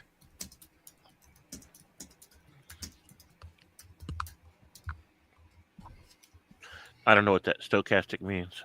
Falls along a probability curve. That there is no determination in it. So, like the decay of an atom, the nuclear decay of an atom is stochastic. There is nothing that determines that atom to decay at the time that it did. That's just when the event occurred. Also, how this illustration of fiber optic wiring works is not stated. The second thing is, just because it's chemicals doesn't mean there's no control by physics over it. By chemicals. The laws of right? physics, the laws of physics could easily control these chemical reactions. In fact, one would say they do. In that case, you're just begging the question again to say that the atheist has control over it. What makes you think you have control over your own mind and the way that works? I don't know. This is so horribly illogical. Okay, if the mind is a brain, then the thing that controls the mind is also chemicals. And he's claiming that it has to be something else. It has to be like a God or a soul thing, right? I mean, Yeah, if the absolutely. mind, Hello, Icarus. We got Icarus stopping through. All the best folks are stopping through. Hello, everybody. Good to see you, everybody. You got a whole bunch of people watching. I got 7 on my channel. It's a beautiful day in the neighborhood. And you got 35, Dave. 35. Mine says 45 on the count. So that's really? Wow. Yeah. Wow. Hello, everybody. Appreciate and everybody stopping by. Please remember to like and subscribe to the channel. Please do like, subscribe, share. We've got memberships now, and if you see the emojis going through the chat, we've got all the best emojis here too, folks. So if you'd like to join in the fun, hit the join button and check out the description, because we got links for all the best folks down in the description as well. The best folks, the best links. The best everything. That's right. Oh, can you see? Let's listen to this guy talk a little more. See where he goes with this. We're going. Believe you have a mind. Now, the question as I asked it sometimes confuses people because current parlance in English language confuses mind with brain. You might actually use the two terms interchangeably. What the hell? So I don't much for that. confuse the two. What's the difference? The concise different definition, Leo, between the two, from your perspective, between the mind and the brain. What? I'm sorry. What was the? I was reading a comment in the chat. Can you repeat that real quick? What is your definition that differentiates the two of the mind and the brain? The brain is a physical object. The mind is what the brain does Okay. Can we make an analogy between like RAM and I always use. operating system. I Not always really. say mind. I always say like something like it's simplistic, but I always say what walking is for legs is what mind is for brain. Okay. Or what Any- digestion is to the gut. Anybody else? That's better. Well, I mean, if Well- you wanted to use the computer, which I hate using the computer because it gets so misused in DNA, but you could say that the mind is what the computer is when it's switched on. The computer is the brain, but Hey, even then, it's a poor analogy, and there's no point anyway. When you say process, that says everything you need to know Yeah. about what a mind is, and even then, I'm not even sure the mind is all of the brain. I think the brain is probably larger, or at least the mind is a subset of the areas of the brain that come together as a process. So Simus, are you a content externalist? I don't know for sure. You'd Okay. have to go through what exactly that is. The idea that our experiences, our perceptual experiences, are largely built by the external world rather than being built internally by the mind. I don't know. I'd have to give that a lot more thought than I Okay. currently could in 2 seconds. That's all good. Anybody else? Oh, I was gonna ask Simus. I think I brought this up the other day, but I have an argument I wouldn't mind running by you. That's based on ultimate video game creator. Okay, Analogy. sounds interesting. Yeah. Just Discord it to me so I can see it written down because I'm not as fast as I used to be. Yep. That James, sounds you, intriguing. Now I've thought about it for 2 seconds. That sounds intriguing. James, you got your definition? Oh, between mind and brain? Yeah. I mean, I would just reword what everybody else here has said. The brain is a physical object, and the mind is the experiential phenomenon generated by the object. I don't know. I think everybody's in agreement, just pretty much I put just mine using a in- little different analogy. Go ahead, Mike. Yeah, like if you asked literally any neuroscientist on the face of the planet, they would say exactly what we said, just in a different way. Yeah, Mike? I do not. I Don't do need a not equate mind to brain, and I put my answer in chat. Mind equals body and environment, and the brain is part of the body. And what we think of as mind is so we're using our minds to basically acquire some idea what the mind is, right? Which is got to be flawed. I mean, the mind is extremely fuzzy, and it has to do with all the shit that's happening around you and all the senses that are coming into you, all the feelings you have in your body, all the nerves, and then it's all up there in that central, what we think of as the central nervous system, right? But there's no identity between what we think of our own minds and all of this biological stuff, unless you consider all of the stuff that's happening to you in this moment, in your local universe, basically, in your locality. That's what mind is. And that's where we get tripped up on this shit. If you just had a brain and wasn't attached to anything, and it had a blood supply and everything, and it was had never acquired anything from the outside, you would have something that would work just like be just as conscious as a computer or Exactly. a rock. There wouldn't be anything there. Yeah, I don't I know. mean, it's like it's a misunderstanding of what the hell we mean by mind. It's this common idea we have, and it's just so full of shit. The more I think about what Leo said there, the more I agree with his definition of mind brain, and secondly, I think I might well be what you just said earlier, content externalist. Content, yeah. The content I of our experience is built by, yeah. And it sounds to me like that's effectively what Speed was saying, is that the conscious experience that you have is not just this thing internal to the brain or even just the human body. It also depends on all of the information consistently received from the external world that you are consistently interacting with through the variety of perceptual senses that you have. And I agree with him. If you took somebody's brain, but you cut off all, not just the typical 5 that we know, but all the other ones I can't even name, all of the perceptive senses away from it, it would never develop consciousness. At least not any sort of consciousness like what the typical human would be. Right. It would be more like an AI. It wouldn't And have it anything. also- Well, I would say it would be more like, I don't know, like a beetle or something like that. Oh yeah, yeah. Maybe even less than, because beetles can still interact with the external world. If you had a brain that had no perceptual interaction with the external world whatsoever, yeah, I think I would almost say I don't think there would be a consciousness there at all. Again, at least not as anything that we would recognize as a consciousness. Yeah, I mean, with people that have locked-in syndrome, they found out that they have a very reduced sense of consciousness, and they expected them to have a lot of anxiety and to panic because all they can do is move their eyes a little bit, but they don't. They're very calmed down because they have less, a somewhat diminished consciousness. It's really kind of interesting. Man, I have a hard time believing that. I mean, maybe, but Spooky wants to know, was the gal on... yes, she was. Yes, she was. And hello as well to Tori. Thanks for joining us. Go ahead, Len. I want to kind of justify why I think what I think. I don't know if I know that Speed knows about this. I don't know how this factors into his broader worldview, but there is something in the brain, a region of the brain referred to in short, the TPJ. What that stands for is the temporoparietal junction. And what this region of the brain does is it takes all of the perceptive information that is consistently in streaming from your perceptive apparatuses, and it sort of processes that and organizes that and does all of that.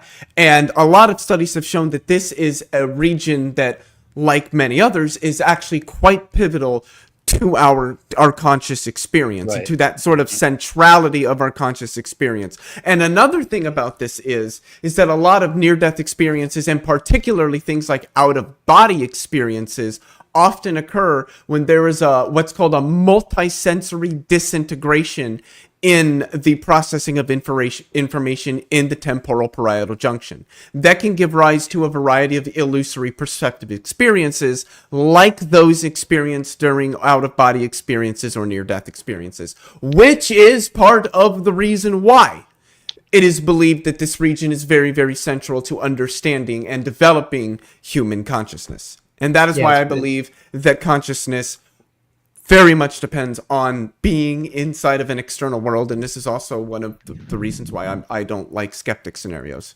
like brain and vat scenarios. And hey Bond, and hey, tons of mice. Good to see you, tons of mice. Part of that is called the default mode.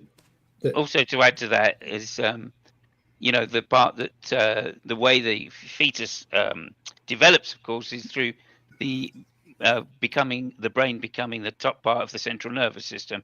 It's the central nervous system that develops first, and then the brain starts developing after that. Of course, the central nervous system is the thing that takes all of our senses and data input from the outside world and puts them to the mind. So it's exactly what you'd expect from an evolutionary perspective. And also, that's exactly what you'd expect. And you would come to the conclusion, if you thought that you would be an empiricist, at least some sort of physical empiricist. And of course, that is a position which has led to most of the sciences as we come to understand them today. The functioning of that TPJ, temporal parietal junction, it has to do with the default mode network. And if you take psychedelics, it starts to shut that down and turn on everything else in your cortex at once. And I had 2 out-of-body experiences that were remarkable. And I could understand why people are taken by these out-of-body experiences because there's a lot more details to it. And I was talking about it the other day. When you start to disrupt the way that the brain receives and processes all the different varieties of information that it does, I feel like a lot of people really seriously underestimate how fucking weird, if you're conscious through this, if you have the ability to be conscious through this, that the experiences can get. And that's why a lot of us like drugs, because what do drugs do? They disrupt, and it's not to say that that's always necessarily a bad thing, but they disrupt the way that the brain typically operates, which leads to atypical experiences that I can certainly see would be associated with the spiritual or the divine. Everybody watch out. Titan is here watching. Hello, Titan. Thanks for stopping by. Titan was literally just explaining the niceties of the neuroscience behind Professor Dave's latest video on Discord. And now this, it seems to be a theme. Professor Dave did a video on the brain or whatever. Anyway, I don't know. I have to look. A Discord, I think it was probably a referring chat. because there was some gender talk in that video. Oh, the latest most one, recent right. one. Yeah, Right, because no, I there was. watched that just earlier today. I think I did. Yeah, I checked out that guy's channel that Professor Dave was going on, and that guy, he came on like 4 hours after he got fired by the university. He was like, "Why did they fire me?"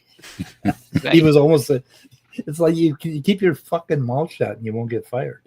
I just wanted to say hello to Uranus. Thank you very much. Good to see you, Uranus. Always a pleasure to have the Uranus with us. Uranus. In between your ears. No, What a Uranus. person thinks in his mind is more than what occurs in the brain. Now, that's not to say that there's not a relationship. There is a relationship between the mind and the brain, and Pause. I will talk. Oh, you got it. Relationship part of it. in virtue of what?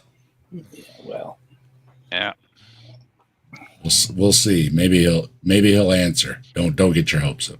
Well, the and soul- he won't. He can't answer because if he did, he'd have to answer the interaction problem. the soul is I mean, correlated there you with go. the brain. Yeah, everybody that like holds to some form of dualism or not physicalism, I'll just say, has effectively just given up on trying to solve the interaction problem for obvious fucking reasons. And now they're just, yeah, but it's just stupid. It's just a stupid problem. No, you just can't fucking overcome it, and you're getting mad. Like, I don't know what else to say. They literally say, "We don't know what the answer is. It must happen, though." The deconverted man's got it figured out. When a daddy brain and a mother mind love each other very much, they make a relationship. How nice. Hello, deconverted man. Good to see you. Oh dear. Talk about that as we go on. But what the mind does cannot in totality be reduced to what happens in the brain. If a scientist could like chop your skull Correct. open right now and start Okay. playing around in your brain and plug some wires in with their most sophisticated equipment, that scientist, that neurologist could not describe what you were thinking just minutes prior. Oh, That's Jesus false. Christ. That's not Yeah, the that way I is. understand it. There either. is Yeah. an experiment where they told people to imagine objects in their head, and they were hooked up to a computer. And you know what that computer showed on the screen? Yeah, The screwdriver that the one guy was thinking of in his head. Now, granted, it was a very crude image, but that's irrelevant to the point that we can still produce one. And Yeah, that there's actually technology a- can only get better too, right? There's a Yep. little map at the very back of your brain, okay, the primary visual cortex, where there's an actual one-to-one relationship. If you unfolded it, they can actually see, like if you're imagining a jet airplane, that basically you'll light up an image of a jet airplane. It's kind of cool. Oh, sorry, Pastor Steve. Not a good one there. No, not good. They could say what part of your brain was thinking. Well, this particular part was firing. Ooh, yeah. Well, How do you explain that? yeah. I mean, he just contradicted himself. He said they can't show you some, but they can show you some things that are highlighted in the brain. Well, then they can do it, right? It's You know what I find funny?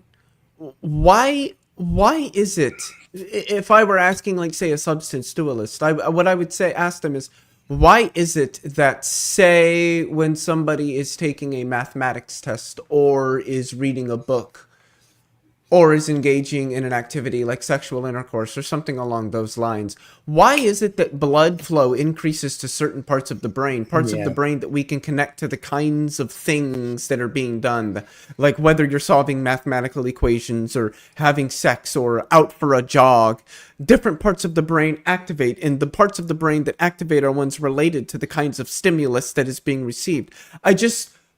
I'm just curious why that. I mean, the mind isn't a physical thing. Why does it need more blood flow? Why does it need blood at all? What the fuck is going on here? Leo, if you could just explain what a substance dualist is, please.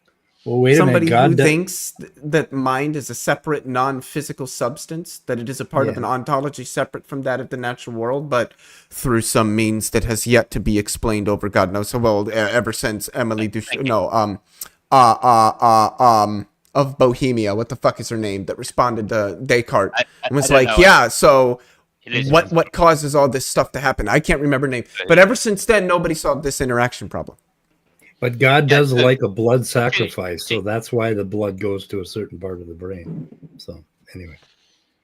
Sorry, Right? you just started off with a technical term, so I just wanted to get you an explanation for it. Well, We got Ollie here I from do feel that Canada. most people probably know what substance brain and dualism mind are is. two different substances. We got elbows up for Canada. Hello, Ollie. Yeah. And we've got God equals square root of -1. He should just play that bass guitar and shut his pie hole. Yeah, let's hear some jams. Come on, Pastor. Probably be, well, I don't know if we'd be more entertained, but we may be equally entertained. Deconverted Man says, that matters a lot. It's been on my mind a lot. Okay, I'm all, well, here we go. Mind over matter. If you don't get matter, you got no mind. If you don't matter, you got no mind. Never And mind. Ember's, Never mind what matters. What matters? Never mind. Ember's off to do her show. Thank you, Ember, for stopping by, and we will catch you later.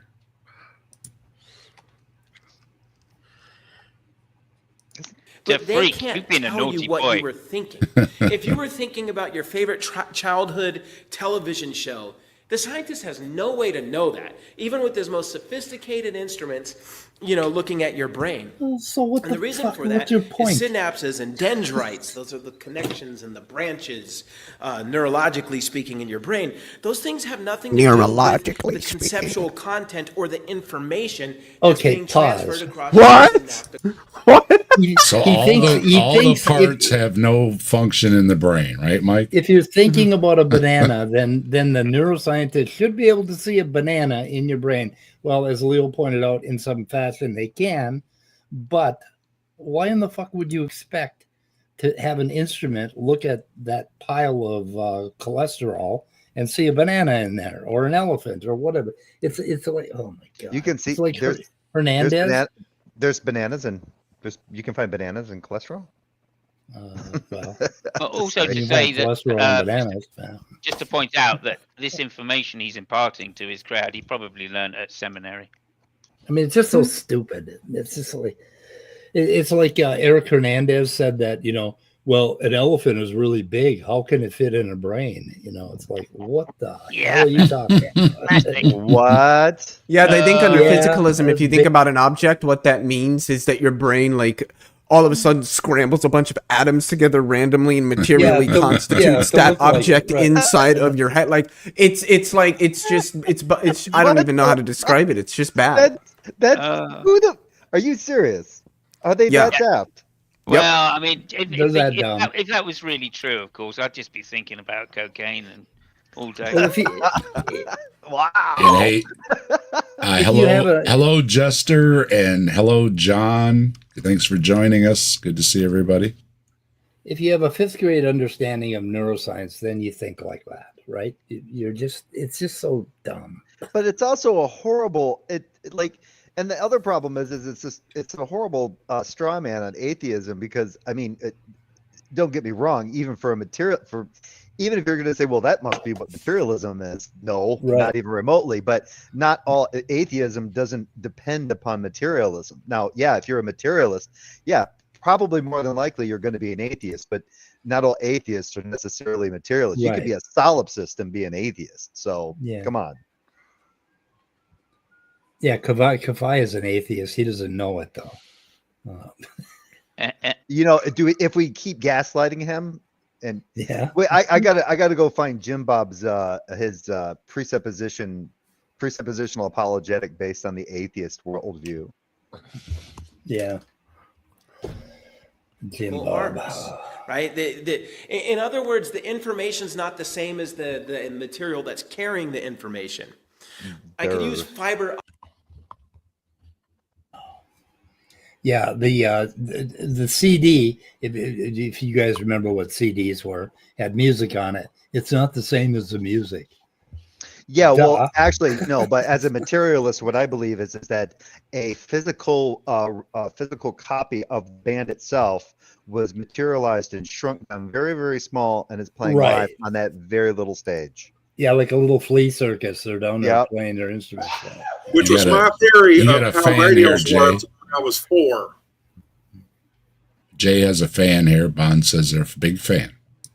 Big fan of Bond. Big I fan of just Bond. say I'm excited about this next bit because he's going to explain why that fiber optic wiring system is going to explain and be a great analogy for this mind-brain duality that he's about to Cool. give us. I'm Okay, on the edge, let's I'm hear on the it. edge of my seat.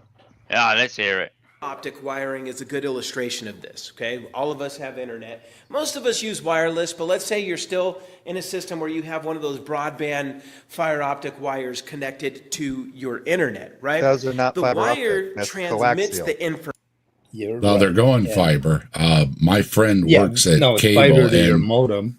Well, she said, "Do you have fiber to your Yeah, but- house?" And I said, "I think so." And she looked it up. She said, "No, you're still coax, but they're going to have Yeah. fiber coming right to our houses coming soon. So Yeah, but we are going to have it." but the wire, to your- but the Is that wire, a- well, the wire. Is that a squirrel? Is that a squirrel in the background? Is that picture? But wait a minute, guys. Okay, so if you have saying. information, okay, you've got this video flowing over your coax cable right now. Why can't scientists with an instrument go down there and see your voice and see your image in the coax cable? Or see me walking. That's what he said. Running across it really quickly to get to somebody's Right. camera on the other side. Yeah. Yeah, I that's what actually he's, did it. that's what he's I saying. actually did a scientific experiment, Mike. I actually took out the coaxial cable that comes into my house. I stuck it in my ear, and I couldn't hear any talking. Yeah, but, Dangerous thing, yeah. but here's the thing. If I remember correctly, I don't doubt that. if I remember correctly, the coaxial, you still use a coaxial connection in the home, but the main connection outside is fiber Right. optic, because fiber optic Yes. cable, you don't want access to that, because if kids get into it, or even you like cut it or do anything to it and get like strands of it in you, it's very harmful. So Really? it has to be fiber optic. I remember doing this with my network class. The certification to deal with fiber optic cable is that it's very It's so dangerous to small. cut. It's very dangerous to cut and terminate. So what they do is they use it for the overall bandwidth for the network itself, but everything trunked to your home is still trunked Right. with coaxial, because Yeah. it's all about keeping the signal clarity, but the distances that you use that are local to your home, the coaxial, as long as the coaxial is set up correctly, it's like, I can't remember the nomenclature for it, but as long as it can take the bandwidth, it's perfectly fine. Yeah. Yeah, basically, Also, what I'd like to did add was that they ran I all the don't- big routes with it. Right here we have a main street out here, Yeah. and they dug it up, and you could see them there. They ran it all over, and then somehow from that, then it goes to the coax into the neighborhoods. Yeah, because the Yeah. guy was my teacher was telling me that a friend of his, or a guy that he knew, or a friend of a friend, was working with that stuff, and he wasn't wearing gloves, and he got a piece of fiber optic cable in his finger, didn't think anything of it. It went right to his heart, killed him. Holy shit. Oh, damn. Because it's so fine. It's just Wow. such fine fibers. Yeah, it's glass. If only Tesla had lived long enough. Also, I think most people do get their internet through cable. I'm pretty sure most internet across the globe is cable, Yeah. not satellite. Yeah. There is satellite internet, but I believe most internet is still ran through cables. Well, and to be fair, your coaxial, the what do they call it? The head where all the internet comes in for your, like, Comcast or whoever your provider is coming from satellite. They have big ass satellite dishes, and that's where they're receiving the signal from, and then they just branch out from there. Yeah. Yeah, I'm not sure the freak's saying that the foundation of modern science is the periodic table. Not exactly sure No. that's true. Not sure that's true. But if I put that cable in a brain scanner, I should be able to see my Pantheon Netflix series, right? Perhaps. In the brain scanner. See, that's the thing. That person, KariAnne, was saying the same thing on that other channel, was talking about the primordial tradition. I think that's why somebody was talking about that whoever, I can't remember who was telling me that, but that they are cafe. Yeah. Because I would argue that Oh, well. divine from the primordial tradition, aka the traditional school of thought, aka the Prisha Theologia, etc. Because swore that Keon person said something similar to that on that other in that other live chat, but hey, whatever. Maybe they're on the same shrooms. I'm off Yep. to bed, guys. Thanks, Good night. Brainless. Oh, brainless. See you, Fun Brainless. time. Thanks for joining us, Brainless. You have a good evening. Yes. Have Where fun. does Brainless live? It's awfully early. Brainless is in Europe. That's what I was gonna say. All right, have a good one. Almost 1 Almost, o'clock. like it's almost midnight in Yeah. the United Kingdom, I think. Yeah. Yeah, It is, yes. 5-6 Then- hours. Yeah. 10 to, yeah. Anyway, let's go back to this squirrel. I mean, this guy's video, sorry. Information, but the wire's not identical to the information.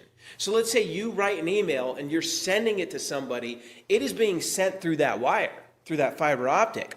But the information in the email is not the same as the wire itself. Okay? Obviously. Well, yeah. Obviously. It's like the envelope is not the same as the letter either. So what? Yeah. Jesus. Please. I'm going to come back to that in a few minutes. I hope My so. point is, it is impossible to reduce your mind to nothing more than the gray matter in your skull. Now, Impossible. if the atheist Stop there, please. insists Stop that the there, please. mind Stop is... there, please. If we could just stop there. It is impossible to reduce Right. the mind to the brain. Right? There we go. So that's an argument from incredulity, is it, I guess? Wait, he said it was impossible? He said it was impossible. Impossible. Therefore, the mind cannot be the brain. I love it when people say things are impossible. It allows me to ask one of my most favorite questions. And what's that, Leo? Impossible under what modality? Oh, Oh, there you go. Zervox says fiber is the backbone of the internet. So even if your home has coax, your connection still gets the speed of the fiber, just not the bandwidth. Yeah. There you go. and there's no way we could have international internet without fiber optic cables. No way. Nothing more than the brain, then what the atheist is essentially saying is that we don't have a thinking process that's part of our own choosing. Oh, There we go. We don't choose to. Well, I mean, yeah, I was gonna say Yeah. we don't choose to think. Like we Yeah, can that's choose the what to irony, think right? about, but and even then, there's some question: do we really choose what to think about? and what do you mean by thinking? Are you talking about the thinking processes that go on in the background that are controlling our heart rate and all that other happy horse shit that's going on? There you go. At what level? Yeah. It's not part of our own investigation. See, if all you are is a brain, like meaning if your mind is a brain, that's all it is, and your brain is just material, It's not. then all your thoughts are nothing more than electrochemical responses taking. What's wrong with what is wrong with that? What Even if it that is, even if you want to reduce it to that, what's wrong with that? it's bad for some reason. Yeah. It's an appeal to absurdity. It's this idea. Well, if we can just, you're just electrochemical reactions. You're just It's like, molecules yeah. in motion, and You're just like yeah. you realize you're just like your 4K Blu-ray player, just taking electrical signals and sending it to a TV and going, ooh.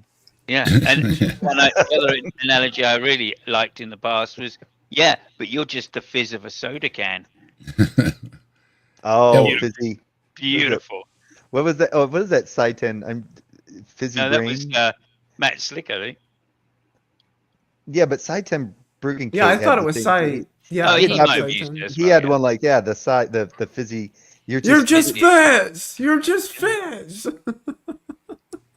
Great, great. Top Dog wants to know: is the gut bacteria part of the brain? I would say no. But it has a hell of a lot to do with serotonin.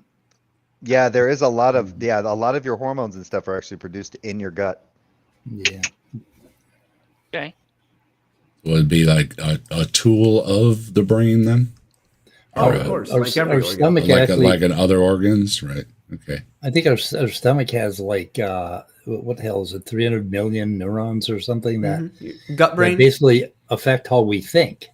a lot, and like feelings of disgust and all of that are all interconnected with your stomach. Hold on, Cafe wrote. I think Yeah. the criticism that there's nothing which you can use anything to basically ground morality. Cafe, you just use social convenience or social strategies to ground morality, right? If you go out in the wild, if I'm the only person out in the wilderness, there is no social. What am I gonna? If I walk up to a bear, do you think I can appeal absolute morality with a fucking bear? No, it ain't Can we gonna pull that work. comment back up? Yeah. Yeah. So suppose there is no quote unquote anchor for morality. I'm not quite sure what that's supposed to mean, but Maybe ground- I- suppose there is grounding. no objective morality. How does it follow that anything goes? How does that follow? Yeah, What's the inference? Yep. And some of us think, obviously, I was gonna that, get to that too, but thank you. that, Yeah. that morality is an evolved trait for humans.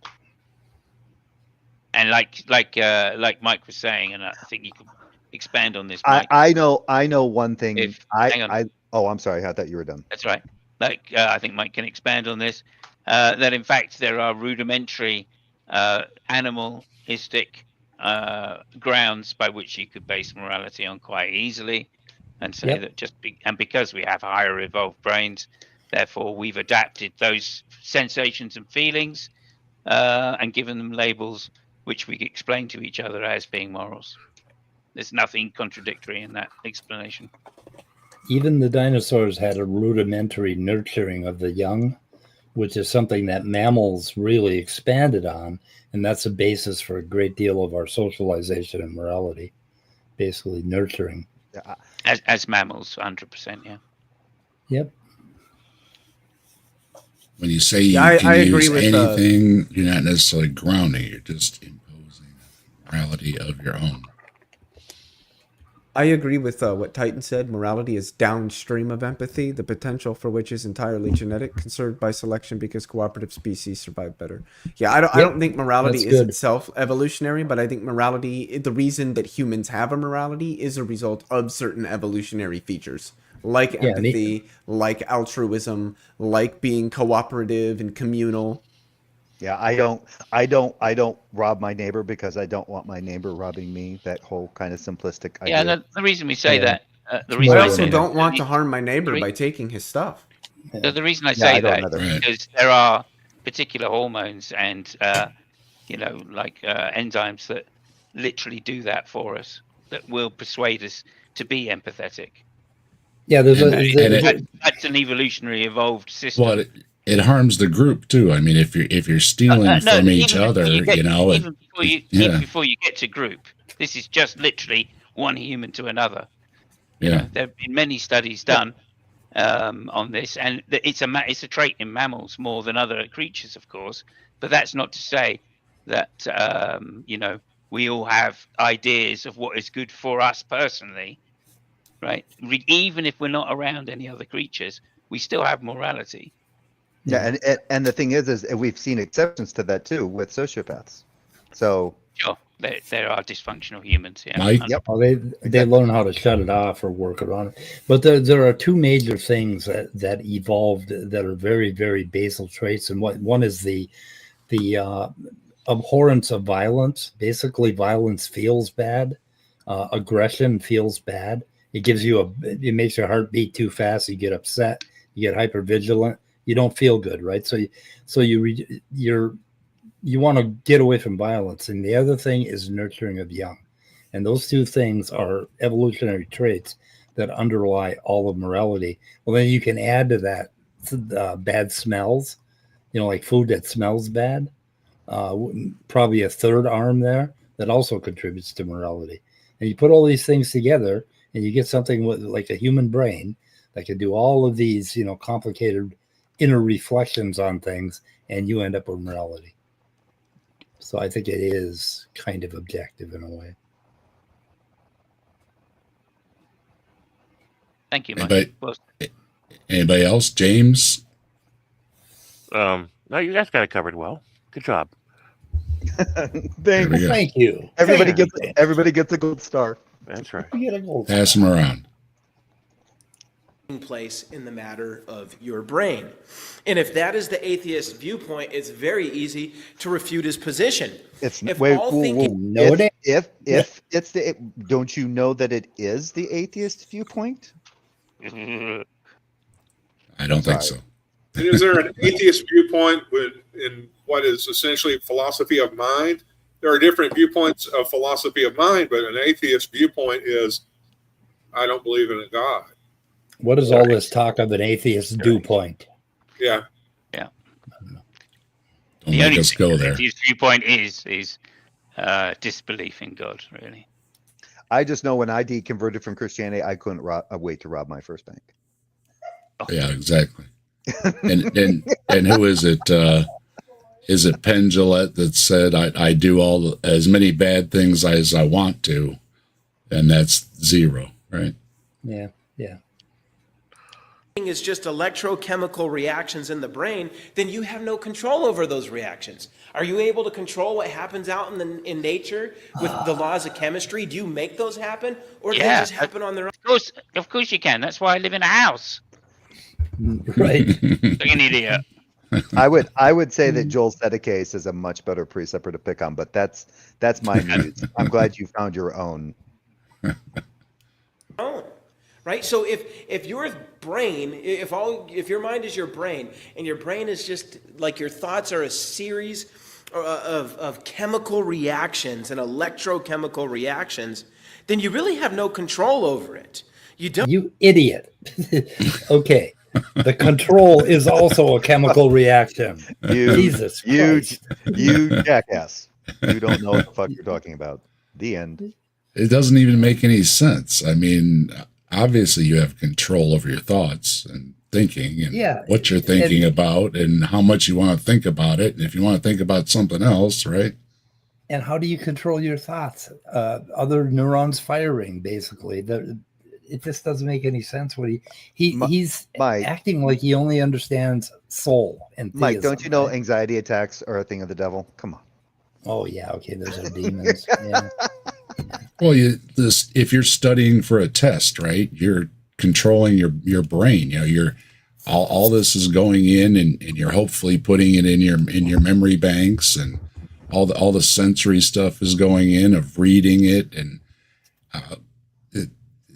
I don't see what he means at all there. Of course, you have some control, even if just some control, even if it's just minimal, it's still some amount of control. I'm starting to be really glad that he's not a lieutenant colonel of something real, right? Because he ain't thinking right. Actually, something in a suitcase. Who was this lieutenant colonel that was the chaplain, by the way? It's this guy. This guy here. Yeah. Oh, that guy. Oh, yeah, he's a wolf. Yeah. He's a reserve. I got to hand it to him, though. He said it out loud. He said it. They're all thinking it, right? Well, if it's just chemicals, then how can the chemicals control the chemicals? I mean, he said it out loud, and I appreciate that. So I'm sorry I called him an idiot. But I'm sure a lot of the guys in his unit just love him. Oh yeah, he preaches. Don't ask, don't tell. Oh. No, you have no control over what you think or you believe. Now, most atheists are. You have no control over what you believe. Bitch, he's gonna go on. I think people do. There's yes, he did. Countless beliefs. I think we do have control over what we believe. Definitely, and I think you have the control from going from one belief to another belief, or incorporating numerous beliefs, because spiritual people will incorporate so-called spiritual, right? You can incorporate all kinds of things into that, right? The crystals and tarot cards, you can incorporate all kinds of things into it. So it doesn't make any sense what he's saying to me. Well, if I'm an atheist, I can't control my beliefs. So I can't control that I'm an atheist. So that should be my get out of hell free card. There you go. You would think. I mean, okay, so obviously he's setting this up as a massive straw man for atheists, of course, because he wants to give his dualistic or idealistic, possibly, principle the best shot at winning. However, of course, this is as bad, right, as misunderstanding the other side as you can get, because like they said right at the beginning, it's either God did it or it's arbitrary. That's what atheists think. It's arbitrary. They have no grounding, right? And obviously that's just set, that's just set out there as some like claim in order to say, well, all atheists must be wrong, therefore, because there must be a grounding, which is another straw man. And this is another version of the same thing, right? So saying, look, you have no free will. Atheists can't have free will. If you've got no free will, you can't be saved, and we can be saved, therefore you must have free will. Well, obviously, yeah. I mean, if you're precept, then technically you have to stick to the condition that everybody. I mean, they're essentially, if they really want to get down to it, they need to just say it that you're lying. Yeah, exactly. And he's not saying that right now, is he? He's literally saying, if you're an atheist, you have no free will. You cannot control if you're an atheist, control, right? Yeah, if you're an atheist, you have the same exact, under their position, you have the same exact free will and control as anyone else, because everybody holds to the Christian worldview. It's the only way you can have senses, reason, and intelligibility under precept. The only difference is that they're running you through a rhetoric method to see whether or not they can destroy this diluted worldview that you're using as a form of rebellion against the God that you know to exist. That's how precept works. This guy is just like Joel. He doesn't precept for shit. He needs to just come out and be honest. He needs to come out and be honest and just say all atheists are fucking liars. If you're a non-believer of any type, you're fucking lying to yourself and you're just making excuses to others. Thank you. I wrote a book. Dane is here, and Blaster Master Ryan is here. Good to see you. And by the way, I have this real problem with the idea, with this issue with the fact that they go, well, what I'm trying to do is I'm trying to, like, this is coming from the precept, I'm trying to run the atheists through so that they can see the faultiness of their active rebellion, realize that they need to just give this delusion up. And it's like, if I know God to actually exist, why wouldn't I just have the balls to be honest and say, yeah, I know it exists, I don't like him, he can fuck right off. That to me, what's the switch that goes off within when you become a believer?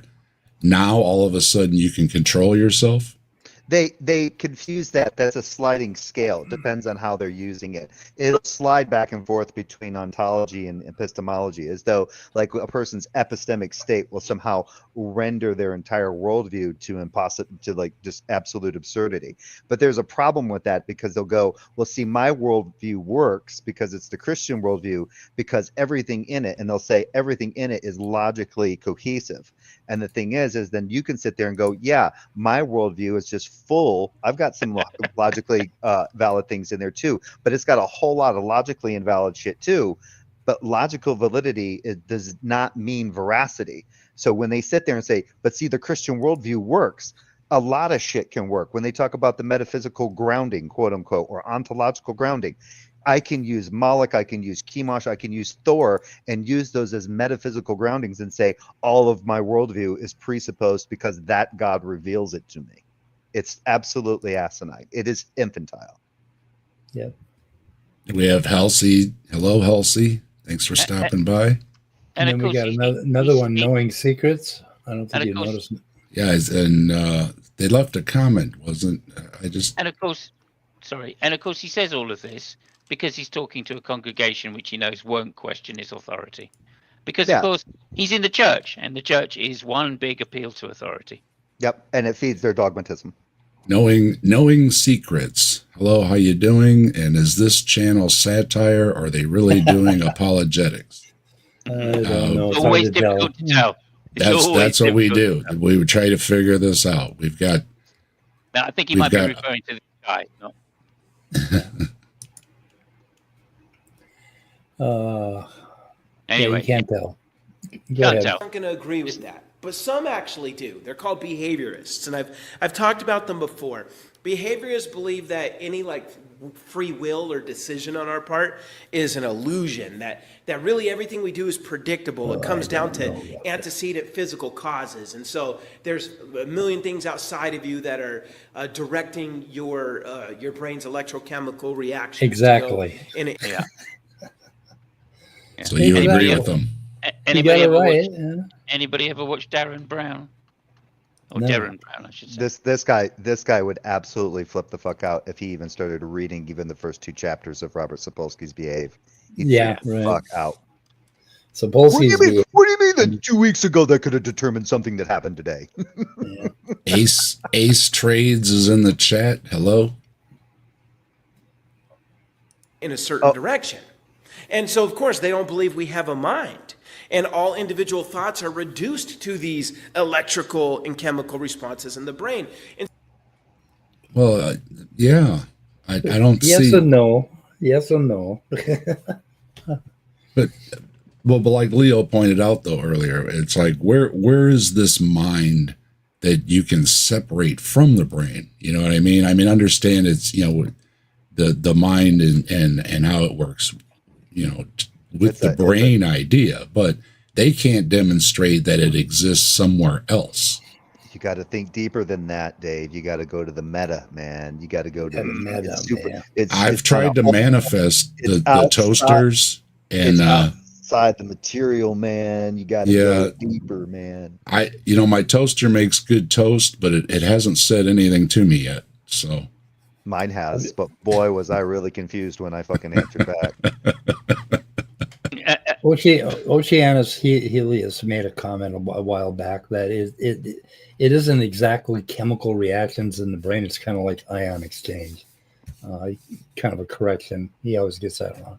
But anyway, why can't I remember things if it's all chemical reactions? Why do I remember things? I don't understand. Well, and aren't they kind of diminishing their God's creation when they're just, they're saying, well, we're just these chemical things. Well, isn't that how your God made it to work, right? They're kind of dismissive of the creation, aren't they? Yeah, well, they have to dismiss it, because if they started telling you how God did stuff, there'd be no end to the amount of stuff they'd have to explain of how God did X. Right? How did God raise Jesus from the dead? Well, we don't know, do we? They don't know. Well, how did God create the universe? Well, we don't know that either.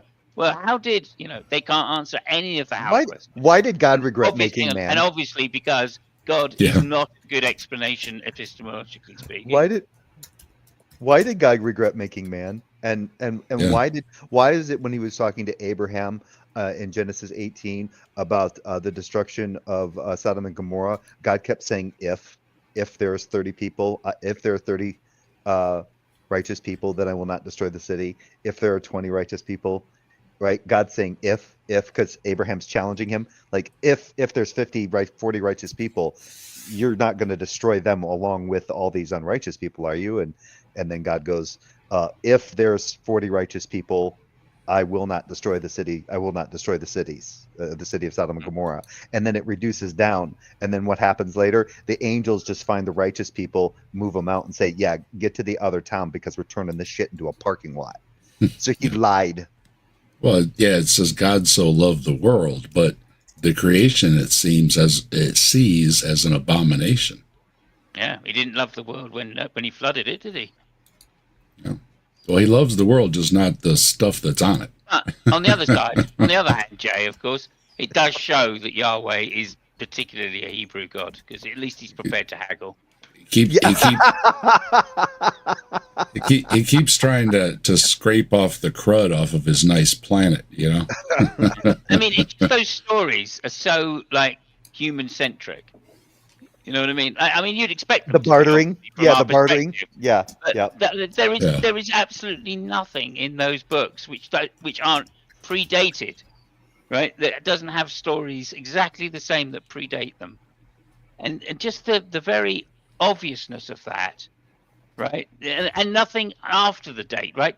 All of the stuff that's in there, none of it is information found after the date either, right? And those two facts alone should give you some idea that you're looking at a man-made creation.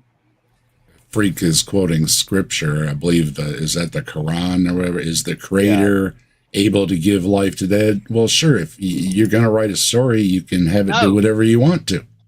Absolutely. It's not. Well, it doesn't. I don't see it happening in reality, but you can write whatever you want in a story, and absolutely, if your God has the power to do these things, then it can do these things. Yeah, and it doesn't mean How? that it got. How And was it, what we were asking. How did he do Right. it? yeah, Right. and it Not doesn't is he follow. able? And it doesn't follow that even if a God could create living things, that it's necessarily able to, and it creates them in such a way that they can die, that it's necessarily going to be able to bring them back to life. Right? That's a Yeah, if they're designed to wear out, exactly. Yeah, and die. Does it mean that he can just restart them whenever he wants? That's two different things. But again, that's that whole idea that everything that you see must be created.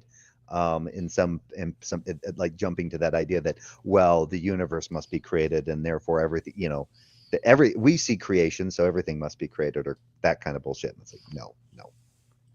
Yeah, and unless you're able to explain how it happened, then Yeah, you're just exactly. you're just making a claim, Mhm. another claim. That's Yep. all. And like I said, when you look at the books look extremely man-made. There's nothing divine about those books. They all have stories which are copied from predated or pre-imagined stories from other gods. There's no information that came after in later years which is put into those books in order to show that the demonstration that they may be divine. None of that. So Those are the freak. You do realize that you're giving propositions and you're not showing how those propositions actually comport to anything true, right? Just because some book makes claims about something, has propositions in it, doesn't mean that the propositions actually comport to anything true, right? The law of excluded middle propositions are either true or false, right? So those propositions could be false, yeah? I mean, Standard deviation is here, and they say no one ever accused God of being consistent. apart from this guy that said that Yeah. God's favorite trick is the uniformity of nature. Unless on a whim they change that, because that's another argument they'll use, is that the physical laws don't change, etc. It's like, well, wait a minute. Unless we follow your book where it says on a whim, God stops the sun in the sky, it floods the earth, all these things that are within our physical laws and understandings not possible to do. So what you could say to that atheist then is your own thoughts. The words you're saying to me aren't of your own choosing. These are random electrochemical responses. I'm thinking of something to say to you right now. And what you say? And what? Your point? Do you have a point? If so, could you possibly make it in any coherent way? Which is logical. It's obviously a choice. See, right now, I could just say you're a freaking idiot, or I could say, well, there's a problem with your argument, right? So I can make a decision on how to respond to you from the input you're giving me with my untrustable senses and everything else. It doesn't make any sense. Yeah. And look, let's be honest, right? There are people out there that do have that particular viewpoint. There's such a thing as determinists that think everything is physically determined and that free choice is an illusion. It doesn't exist. Right? So, yeah, I'm sure some people might think that is actually the case. Right? But it comes down to, your definition of what free will is and your definition of what determinism is might not be the same as theirs. Right? Deconverted Man is throwing a random comment at us. That's Right. what happens when you just comment randomly, so to speak. Well, no, he's making a it good doesn't point. work, does it? Yeah, it doesn't work. He's making a good point. Yeah. Yeah, it's a great point. There's an understanding between us that we control. We control the alphabet and grammar and all these things. So, Yeah. So again, the fact that he thinks that all atheists have a monolithic mind that think exactly the same way, think that the universe was arbitrarily created, and that the uniformity of nature doesn't exist, or any of the number of things, right, that most people don't believe, again goes to show that the ignorance of understanding the other person's side can only be preached to those that are in the choir and not those that are questioning. Oceanus makes a great point, and this is my stance as well when they ask what would it take to prove that God exists. And I say, you don't have to prove God exists to me. If you could prove anything supernatural, demonstrate anything supernatural, I would open my mind to the possibilities of other supernatural things, unlike what I see in a lot of theists who will dismiss other supernatural things, even though they embrace some themselves. So yeah, you don't have to prove God. Prove, show me a palm reader that can pick the lotto numbers every week. Not just once, because, anybody could do that.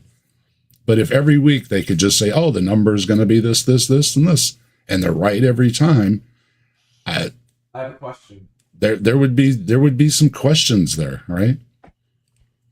I have a question. Yep. For speed. What's a cell membrance? I'm not sure I know what cell membrances are. I was trying to say, well, it's a cell membrane that has a romance with another cell. Oh, I thought it was When gonna one be cell like loves another cell very much. Yeah, it's a I thought it was going to membrane. be like an 18th century portrait of Okay, I'm of a- old, of a Leo. protein. I can't fucking type. of a brain. It's like a Rembrandt, except for the brain. Cell membranes. I love it. I'm gonna start using that. That's good. I did It was like a this. mistake. Yeah, it generated Answers something that have- wonderful. I did like this thing from DeFreak because I asked him because he said something about showing proof. I said, "What is showing proof of God?" Quoting people from who wrote something about a God they believe in as proof of the God, and then it looks like he was responding to me. That's assuming all written testimony is false. That means nothing is real to you. And so I got a chuckle out of that. And I went, no, that's allowing for skepticism with the understanding that not all propositions are true propositions. And it's not dismissing somebody's experience either. But even if God himself is talking to you, why isn't he talking to me?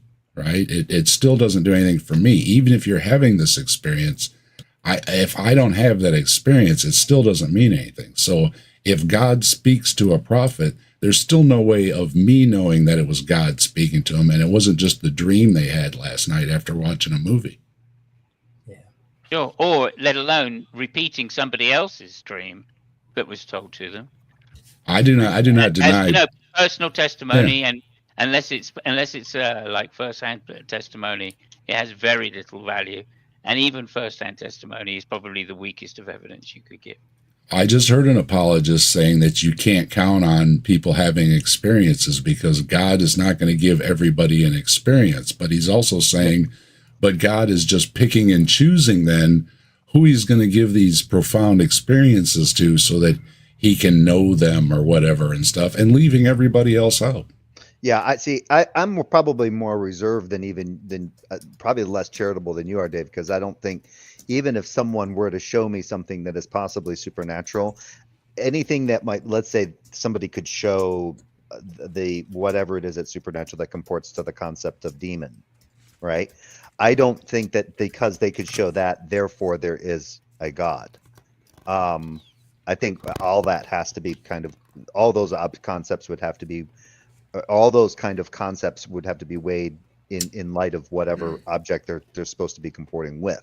Yeah, sure. But that's why I say it would open the possibility where I wouldn't be, I would be less skeptical of other claims. How about that?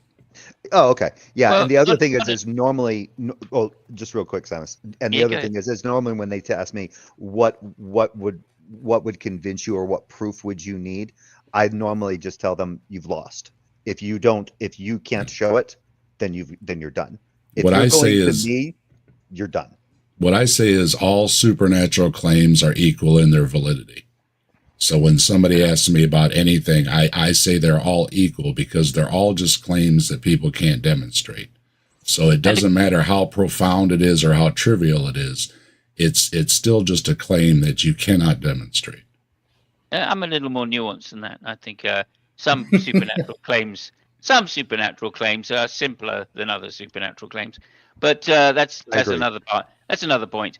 But I would also say that surely if God is going around giving people first-person experiences of His divine nature, then He's just interfering with people's free will, and that doesn't sound like the Christian God to me at all. So there's a direct contradiction there. Yeah, because you're supposed to come by faith, right? Yeah. If Christians came to Jesus by a first-person experience from God, then surely they don't have free will. Right. Yeah, because you're supposed to believe by faith, but some people are special for some reason. Yeah, Oh no! it Oh no! doesn't No! make- No! Not with the precept. You know God to exist. Faith is just the confidence that you have in that God, that He's actually saved you, and that when you pray to Him, He will answer those prayers based on what He deems at the right time to answer your prayers or whatever. Yeah, Yeah. and these type of precepts literally say that they believe in God because of revelation. They know it to be true because of revelation. Mhm. It has been revealed to them, the certainty of the knowledge of God's existence. Well, they Joel, just happen to pick up that book and read it, right? well, Well, Joel, it just means they don't have free will. So the very thing he's accusing atheists of, Oh yeah. not having free will, is the very Yeah. thing he has. No Right. free will. It's yeah, just- Right. I remember seeing this clip from Joel Sedekase. He was talking to a non-believer, an atheist on his channel, and he said that I knew God when I was a baby, when he was born. Oh yeah, the one. Yeah, I was watching when the 2 years old or something. They were saved or something and talking to God or he was something. And starting I'm to like, get 2 he started years getting- old? What? Well, he started getting Joel Sedekase was saying he was getting Bible lessons at 2, and I'm like, I remember getting Bible studies done at an early age, but not 2. No, he was not Yeah. doing Bible studies at 2. He just wants to sound more intellectual. he has a Jesus complex. That's all. Happen in your brain that make you think what you're thinking. I have different responses that are making me think the opposite of you, right? But none of us got to this position based on reason or thinking or experimentation. There you go. So He's a mind reader Once now, again, so yeah. apparently. Those are He didn't exactly use the things reason. that got you to where you are. Yeah. Yeah. He didn't use reason before he got up here and started talking. That's for damn sure. the behaviorist's argument for materialism, he has no control over that if his worldview is right. And we would have no control over it. I'm a believer because my brain. He said behaviorist, right? Yeah. Who is a behaviorist anymore? Yeah, I know. Yeah. He's holding on to old shit. Yeah. Well, he was going on about Darwin and a bunch of other shit in his evolution stuff. Yeah. Anyway. It's 2025, Pastor. Yeah. Made me a believer, and you're an unbeliever because your brain made you an unbeliever, and we have no. Well, that seems to be what the argument that we were just making is that it seems to be that God is deciding who's the believer and unbeliever by these profound experiences. And it's only if you accept somebody else's experience, if you're skeptical of it, then you're left out in the cold. I mean, there is such a thing as Calvinists in America, I believe. And he's really kind of arguing from the consequences, because he's saying, you wouldn't want that, would you? Because what if it's true? What if that's how reality is? I don't like it, so therefore God. That's just what he's saying. He's arguing, from the consequences of what if this were true, without ever showing that it's not true or that his view is true. We've got Greg S. in here saying, damn, that is a voice so rich and buttery, you could spread it on toast. And speaking of toast, we've got an emoji with answers in atheism on toast. So feel free to drop those emojis with toast. I want to see all those toast it's emojis. it's good to see you, Greg, and Al Trucker as well. Al Trucker is from Canada as well. Elbows up, Canada. Also, yeah, no, I want to see all the toast in the chat. To turn the chat into a motherfucking toaster. Let me see them slash. That's right. We got Spooky's toasting it up. Thank you, Spooky. Awesome. I used the toast to stop the storm the other day, and it worked. I held the toast up, and the storm That's went right. around the Twin Cities. Yep, Elbows up, Al. it worked. Just for the And Jester, too. Did I say, hey, Jester? Hello, Jester. If I didn't, good to see you. You need to yeah, take and just remember on this channel, recently we've had somebody who has thought that if a toaster wanted it could evolve into jam or into a fish if it just wanted to swim. Or a crab with opposable thumbs. Who is this? Or opposable thumbs. Excuse me. Who is this? Yeah, an apology we did. You'd have to go back in and I don't see remember it. the name of the channel offhand. His name is Wayne. And Well, I don't see how this is ridiculous in your worldview. You think peanut butter can become a mosquito.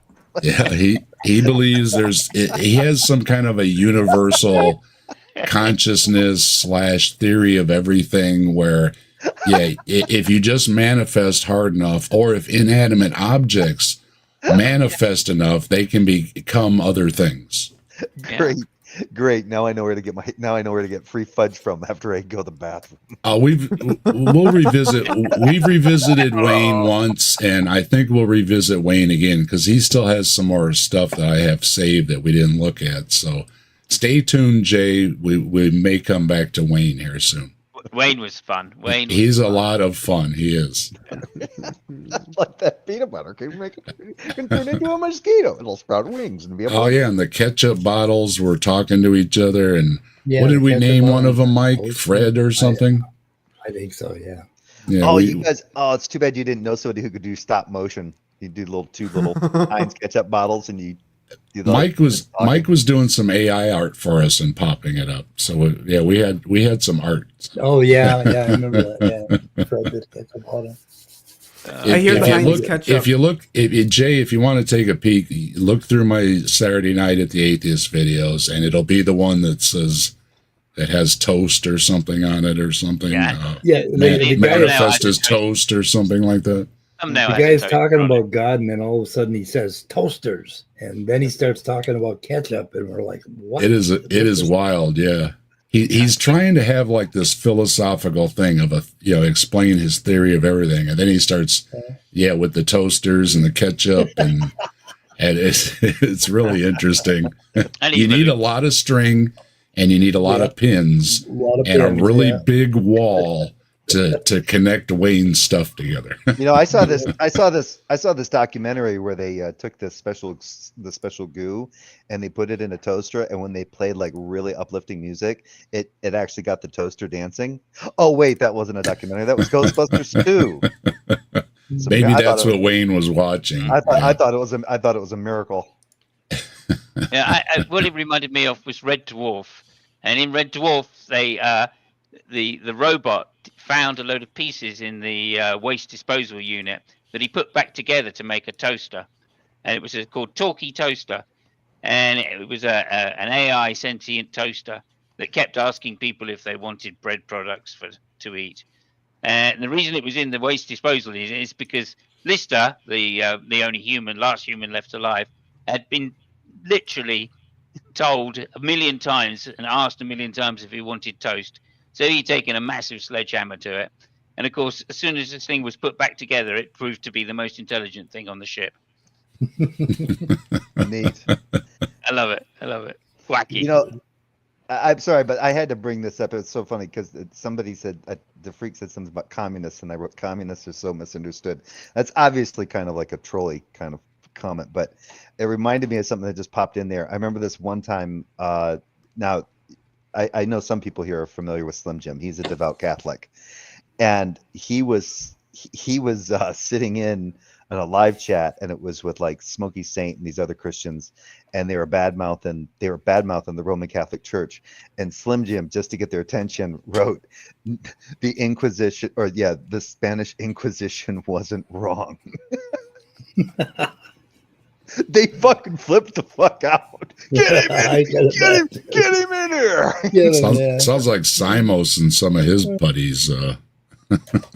I would like to reiterate what Titan said, because he's been there when it's been made quite clear that the freak has no idea what a communist is. Yeah. Or more appropriately, what communism is. Yeah, I shared a house with a communist from They China. just want you communists just want everything for free. If you think you know what communism is, no, you almost certainly don't. Yeah, that would be my thing. I have no idea. That's literally what I say to people. If you think you know what communism is, you probably don't. Hey, I'm not even sure you can define what a real communist is. He says, sure he does. Define it. No, you don't. Yeah, define it. What is communism? No, just what is a communist? I'm more Yeah. interested in what if they know what commie. control of Damn. distribution. A damn commie. We know it all. We know what That's it not is. what it is. No, We've all got- seen a not. damn commie. We got Simos dropping not- foots in there. You know, I what's, love it. you know what's Step by interesting is- step, we'll get there in the end. What's interesting is that the United States actually used to stockpile some cheese in order to in fact, they still do it today. They actually have areas where they store cheese, but it's run not by the government, but it's actually a conglomeration of different like dairy producers, and they will store cheese there in order to keep prices Right. to control the price of cheese. So it My doesn't mom drop wa- too low and my- shit. My mom was a victim of that. So they had this big program. So for seniors or people on Social Security, they would send you free cheese. And my mom had like 50 pounds literally of cheese in her refrigerator. And she was trying to give it to all its kids. These big fucking 10-pound blocks of cheddar cheese. Well, they The had government was trying to get rid of their surplus. they had the big light bulb convention too because they were making light bulbs too good. And the companies mom all got did- together and said, hey, we're not going to be able to sell anybody any light bulbs. So they all got together and they set a hour length for how long the bulb will last so that they could sell you new light bulbs. So they're basically telling you they can make a light bulb that'll last long enough, but they're not gonna because they want to sell you new light bulbs. Yeah, my mom died of complications due to constipation. It was government cheese. Government cheese. Killed my mom. Know who's right because we have no control over these electrochemical processes. I mean, that's ultimately where things would lead if your mind was reduced down to the brain. No one could help what he thinks or says because there's no mind. There's no freedom of thought. All right, I'm going to bump this up a little bit to the moral part Yeah. because I think he's just repeating himself. Yeah, He I would is. like to. He's I also would like. just explaining Christian theology to us, 101. I would like also him. The guy really needs to look into dosastic involuntarism. And number two, has he not heard of people actually saying stuff that they didn't mean to say, like people making that mistake? Or how about people with Tourette's? Yeah. Well, how about not associating it with atheism? I mean, that's Yeah, how Well, about that's that no too? fun. the biggest one yet. Oh, there is Yeah. no God. Where's well, the in fun that in that? case, it must mean that you are, a materialist or a physicalist or an empiricist or none of those things follow just because you don't believe in God. I remember. You know what, Samus? I remember the day my brother sent me the pamphlet for atheism, and I remember reading it and considering, do I buy this or do I stick with what I have? And I'm like, Yeah, there you go. hmm. Yeah, well, no, we all love ice creams, and as we know, atheists make fucking good ice cream. Fuck yeah, they do. Everybody say hi to Jester. Hi, Chester. There you go. That reminds me, I have keto ice cream in the refrigerator. I knew Keto you ice did cream? because you're an atheist, right? Yeah, That's I'm obvious. atheist. No, I manifested Oh, it my there goodness. just for Mike. So, all right, let's see if we can get to his But moral there's thing no here. real. We've now done a reductio ad absurdum. We've reduced their position to absurdity. Materialism cannot account for knowledge, science. There you go, logic, materialism. He even says and it. Yeah. immaterial reality. Oh, he's all about Echo. destroying us. to So, prove No, your he's all materialism. about a straw man. Yeah. In order for you to send that research paper, which by the medium of your brain, or I didn't hear what you said, but the one thing I mind that are also mentioned, it trapped him. So of course the atheist tries to have it both ways. They want you to say, yeah, there's a good reason why we don't murder, but it's not because of absolute moral standards. Well, if it's not because of absolute moral standards, then whatever reason you give is just an opinion. What is it? And if Jeffrey Dahmer wants to That's eat not you, true. Just know, your then- opinion. Yeah. Yeah. Yeah. If Jeffrey Dahmer wants to kill a few people, if Yahweh wants to flood the entire world, I mean, yeah. Yeah, but his if God, the Well- father wants to kill his own son, I mean, but his you know. God is that which was instantiating and sustaining reality. So Dahmer could drive across state lines wearing some bitch's head as a hat. Or was that I'm gonna Bundy? Sorry, I was rude, but I had to do it. I'm going to go out and hit a cop over the head with a hammer and tell him it's just my opinion. I'm an atheist. It's Who are just you my to say he's opinion. wrong? By the way, Jeffrey Dahmer said the reason why he killed all those people and ate them was because he believed in evolution. That was one of his big. I don't know if that's true. No, yeah. I don't think that's going to be true. No, and That's and why he he also tortured cats when he was a kid. he right? also converted and was saved. So say hi to him in heaven. Yeah, I feel this is like almost equally as dumb as the time some idiot told me that Martin Luther King Jr. was actually conservative. I laughed for like 25 minutes Oh my straight. god. I laughed really fucking hard at that one. That still stands as the single dumbest thing I think I've ever fucking heard in my life. Oh, I love it. We're just animals, and there's no God, and we just evolved. Oh, we're just animals. That's lame. Well, I mean, it's we're a not just classification. animals. We're Yeah. also apes, and we're Homo sapiens. I hate to tell him this. Too, but Roman Catholics believe in evolution. It must be why all those priests were diddling young boys, huh? Well, and the ID folks will say that we're made with similar designs across species and everything and stuff. So again, he's dismissing the creation that he holds up so high, right? Absolutely. And of course, we're 50% bananas, or at least, it shows in some more than others, of course, this guy included. Yeah, when Hawaiian shirt guy goes, "Oh, you think you're related to a banana?" Yeah. And it's like, well, didn't your God make it that way? I mean, Well, he'll say they use the same stuff or whatever, right? Yeah. I mean that. So again, they're just being dismissive of this creator that they want held up so high they even want it taught in schools. Yeah, I did the same. I did that with praise and standing for truth. And like, oh, Jay, are you one of those people that believe like you're related to a strawberry? I'm like, well, technically, you guys think everything is related. And they went, no, we don't. I'm like, is everything created by God? Well, yeah. Then everything is related in that sense. Yeah, exactly. Then there's no moral significance to me killing and eating somebody. This James, hold on, Deconverted. James, what do you got to say? There's nothing wrong with eating somebody. Yeah. I mean, You got a there is recipe? no wrong way to eat a Reese's. I know that. There's some yeah. people out there I'd absolutely love to eat, if you know what I'm talking about. Yeah, but I mean, Don't get Leo started. you don't have a recipe It'll go book though, badly. do you, James? I mean, this stuff is might as well be eating babies nonsense, right? So Right. Well, I got a recipe all right. 2 ingredients, I mean, tongue and clitoris. Just mix those up really, I really told you good. not to get them nice started. and wet and juicy. Oh, Put the background. somebody. In Minecraft. Put In it on the Minecraft. background. Yeah. I'm sorry. All these things in Oh. Minecraft. What did you just do, the Deconverted lady? Man posted a link, by the way, to an article about Jeffrey Dahmer believing in evolution.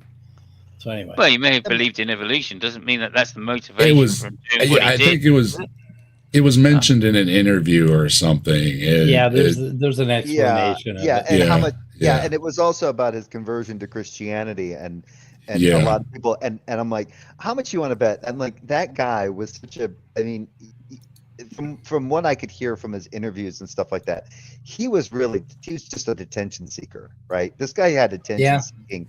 And I'm like, it did not surprise me that this guy would say that kind of stuff just to get Christians on the side. Look at this. Look, even this guy that ate people, even he can come to Christ. What's wrong with you, atheists? What's wrong with you? Even this guy. And Guess I'm not eating enough people.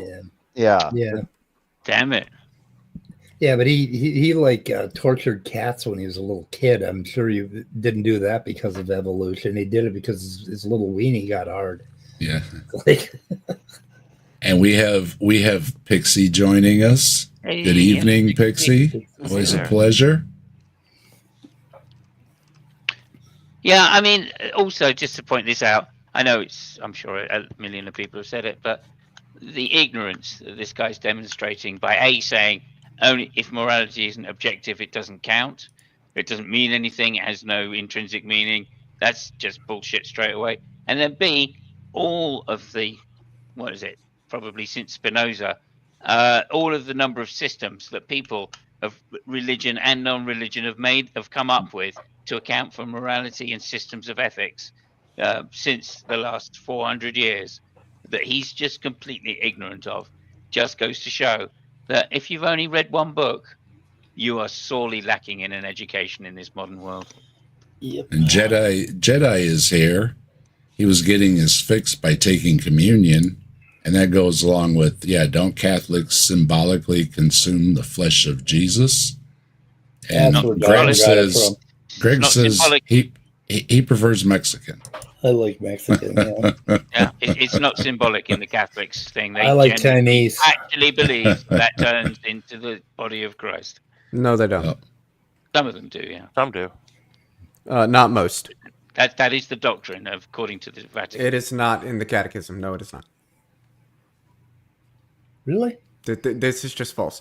Catholics do not believe they're literally consuming the flesh of a guy who's been dead for 2,000 years and that it magically turns into that. It is representative of communion in the church and a unity of people in the person of Jesus. This has nothing to do with we're literally eating the magical flesh of it. No. Well, then why do they call it transfiguration? Yeah, the substance. Because the Catholics like to use fancy fucking words for everything. Where do you think the term transubstantiation comes from? Oh, there's immaculate conception. Like, they just love the big fancy words. That's it. That's the Catholics for you. There you go.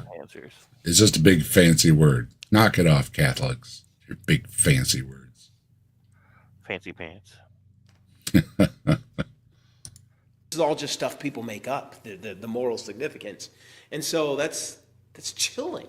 That's chilling. He was No, it's pretty much how cultures work around the world. They construct their morals and their laws based on that and how to behave and everything. And they differ. So if it's supposed to be on your heart, it doesn't seem to be there, because you can have different cultures that have different views on these things.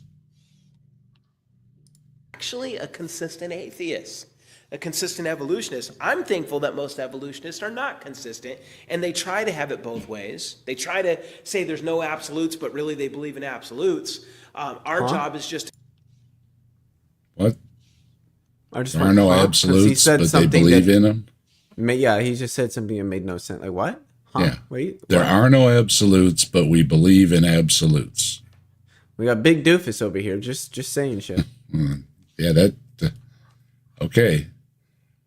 This is where Mike comes in handy with the transcripts, because when you're reading it, you're like, yeah, what the frick? to show them that they're being inconsistent, not to get them to be like Jeffrey No, I don't Dahmer, think but so. to get them to be like us, to get them to say, look, the reason why you have moral absolutes is you can't escape that you're made. We don't have moral absolutes. I don't. No, and the Bible doesn't either, because it says one thing and then it says do another. So I don't see where they get that from either. And if there were no humans at all, what the hell would morality be? What would it consist of? Yeah. I'd also like to see a sentence written which doesn't have context. A sentence written in language which doesn't have context. I think this Titan guy says you have to feature that post. That one wins the internet. Which one was that, Titan? This guy is preaching Sith? to the choir here. Was it the Sith he said? The Sith absolutely refuses to believe in absolutes. Only a Sith. Absolutely. There we go. Don't believe in absolutes. Yeah, there you go. Vodka. Absolute vodka. I believe in that. Oh, okay, what standard deviation said? Standard Is deviation. eating the flesh of Jesus considered Middle Eastern cuisine? I like it. Yeah, that is funny. Well, there's a lot of chats. Appreciate everybody. Yeah, you got a lot of people in the room. I think. I don't know how many we got. We're coming up on 35 watching it. We're coming up on 3 hours, though, Dave. You know how hungry this makes me. This apologetics makes me so hungry. Then go eat food and come back. Flesh. I'm pretty sure that I want eating the human body flesh. I'm pretty sure that eating the body of Jesus is not kosher. Don't you have Jesus crackers handy? I need some human crackers because this apologetic stuff makes this atheist very hungry. Yeah, and we're going to have to revisit him because we're not going to have time to look at any evolution. So we're definitely going to be coming back with Pastor Stephen because we've got his evolution stuff, and Mike's itching to do some stuff on his channel too. So you'll see more of him. Sorry, I say we just go straight to the evolution because this guy's moral arguments are passé, to say the very least. You want to hear a little evolution? All right, we can do that. Yeah, He's not got nothing to say on morality. He's already said everything. Morality is absolute. If it's not morality. All right, mate, whatever. So you're on part 4 of evolution? Yeah, because like I told you, it was hot off the presses. Ooh. This just came out like, I think it said 2 days ago or something like that. He's even put his Eric Hovind shirt on just for the. He changed his shirt. What kind of shirt does he have on? Evolution. And he doesn't mess around. He's going to dive right into it. So there's no, I don't think there's anything, prayer or anything. Good evening, everybody. So you going to explain to us how whales can turn into elephants? All right, there we are. So we will be continuing with evolution. And really what we're doing tonight is we're concluding the argument. Oh, yeah, he's in full Hawaiian shirt decor. He must have been watching Hovind. Yeah. From folly.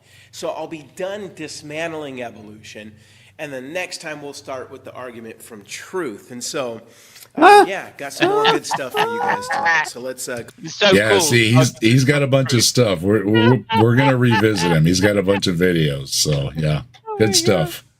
I stumbled on this one, and it was a good find. He's got a bunch of interesting videos to talk about. Go to the Lord in prayer, and then we'll get to it. Lord God, we thank you so much. Oh, he does have a prayer. Dang it. God, again. Able to go No. Let's obeying those commands. Blah, blah, blah. Be with us tonight, God, and again, may we make much of you, and may our Dear hearts, Jesus. glory in you. May all this knowledge. Bless this Louis, Hawaiian suck it to shirt. the atheist. Doxology, worship of you.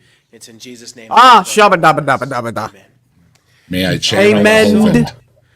Amen. Where we were last time. So far, we've covered all of this. I'm just giving a fast summary. We've covered the problems of spontaneous generation. It's impossible. Yeah. We've covered uniformitarianism. Yeah, without even seeing it, I'm already guessing it's Louis Pasteur, and they're saying Louis Pasteur made the law of biogenesis, and it's like Louis Pasteur disproved a supernatural claim. What else This guy is in there? He's like creationist's greatest hits. Yeah, uniformitarianism. Well, some things are uniform and some things are not. This is another argument they like to use, that they'll against dating methods and the geologic layers and stuff, that everything happens at a certain rate. But then you have things, and they're denying them, like they deny volcanoes or floods or things like these happen, and it's like, no, they don't. Which goes into, the dating methods. What we got next? What is arguments from folly? Before you go off that screen. Arguments from folly. Just to point out the irony of him wearing, as a creationist, wearing a Hawaiian shirt to talk about this subject. If that isn't uniformitarianism, I don't know what is. Yeah, it is. And of course, that goes to radiometric dating. Irreducible complexity. I'm sure that has to do some with the flagella motor that we always love being brought up. Yeah, that was invented by one of Michael Jackson's friends, I believe, Dr. B. The very bottom line we will finish this argument, the argument from folly, in this lesson. What the fuck is that? Well, and of course we got failed missing links, which is nonsense, and we don't even use the term missing links. You've got what is a synergistic organ? Yeah, okay. That's part of irreducible complexity. Okay. Also, it's the answer. The actual name of that argument is the argument from the folly and the ivy. Watch out for the leaves of 3. I'm going to shut up soon, by the way. Don't worry. I won't do much more. Sex cell division, morals. You failed on the morals. Fossils, constantly defying. GTE, that must be the theory of evolution, predictions. What was her name? Mary Schweitzer? Yeah, dinosaur tissue, of course. I've done a video, and a lot of people have as well, about the soft tissue in the dinosaur, and from Mary Schweitzer's own words. So go check it out. And she says, no, the creationists are fibbing, basically. And yeah. And lastly, the historic records of dinosaurs. Yeah, I've done a video on this as well. This is the great hits, Dave, of creationism. He's got everything. Oh yeah, that's Hovind if I've ever heard it. Oh look, somebody drew a picture of a dinosaur. And it's like, it's not a dinosaur. And then we will finish from folly. Okay, all right, he's gonna see, that's the thing too. He's gonna finish it off. And the failed missing links, of course, that is the all-time greatest.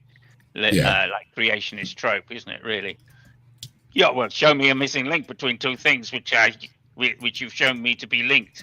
I'm pretty sure my comment on the video was, if it was this one, if not, it was a similar video, was that Lucy was being dismissed as a transitional, and I said Lucy is exactly what creationists ask for: ape-like features and human-like features in this so-called transition. Here it is. Here's Lucy, and then they just dismiss it. So I said, just stop asking, right? Just stop.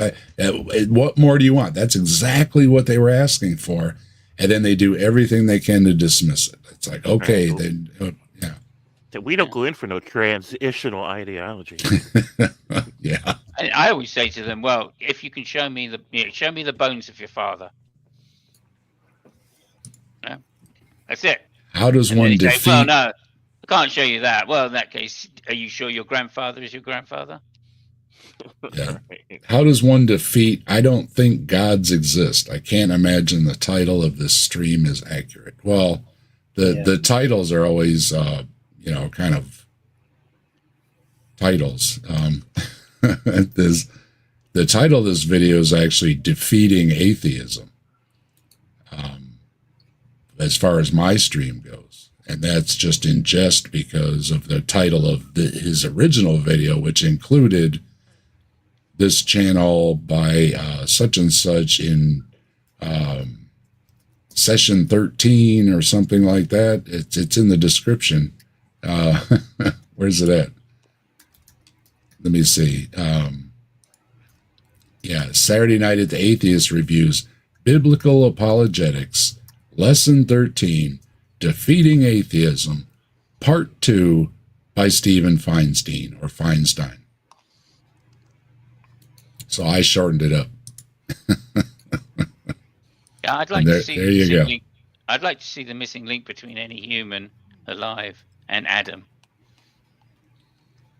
And we've got Left-Handed Jedi with a super chat. Thank you very much, Left-Handed Jedi. I'm more concerned about the missing Zelda. Absolutely. I'm begging for subs again, by the way.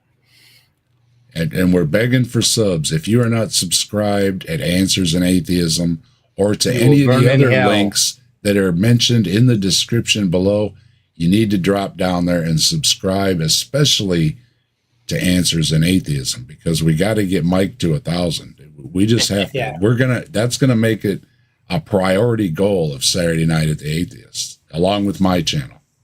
I'm not sure if you will burn in hell if you don't sub to Answers in Atheism, but I've heard that you will. So just so that we got Pascal's wager. Thank you for the comment, Left-Handed Jedi. In which case, I think I'll do a bit of the same, of course. And just its assumptions, why it doesn't work. We talked about radiometric dating and explored the 3 assumptions of it that absolutely fail. We talked about irreducible complexity, synergistic organs, sex, cell division, morals, fossils constantly defying the general theory of evolution's predictions, dinosaur tissue, historic record of dinosaurs. In fact, I showed you a bunch of historic pictures that humans drew that could be nothing other than dinosaurs. They couldn't be. They couldn't be. It would be impossible. I'm shouting impossible in order to get Leo back. But it would be impossible that they could be anything but dinosaurs.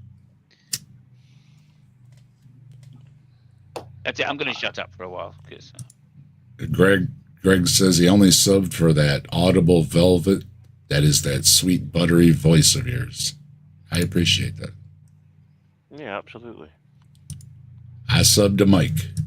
Everybody subbed to Mike. And as well as the other folks, James Apperson is down there. Slim is down there. Simos is down there. The Kentucky Atheist for all the Ark Encounter protest information is down there. Links to other channels. And Big K-God KariAnne is starting another channel. If you follow KariAnne and know KariAnne, started another channel. That link is in the description below too. Drop down there, check it out. Lots of good stuff always in the description here at Saturday Night at the Atheists. Right?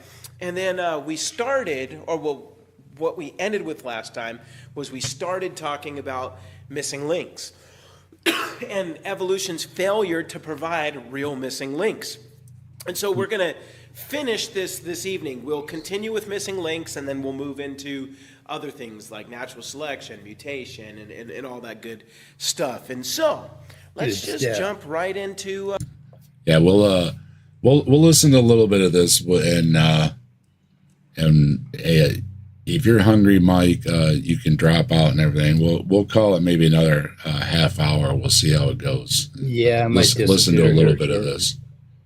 Just because, and then we'll come back to it again and we'll do some more because he's got a whole series of these. So I'm sure we have a lot of stuff to look at. He does a bunch of topics in little mini series of videos. So like we had said before, we'll probably, be revisiting him maybe more than once here coming up. So I just found him, and yeah, we're interested in what he has to say.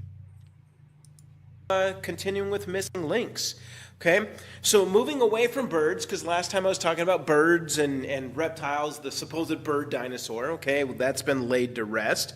Okay, so now certain evolutionists moving away from the birds, they appeal to fish as certain transitional forms. And in 2004, you had the discovery of the fossil, the Tiktaalik rosea, and pretty much when this thing was discovered, the news media titled it The End of Creationism.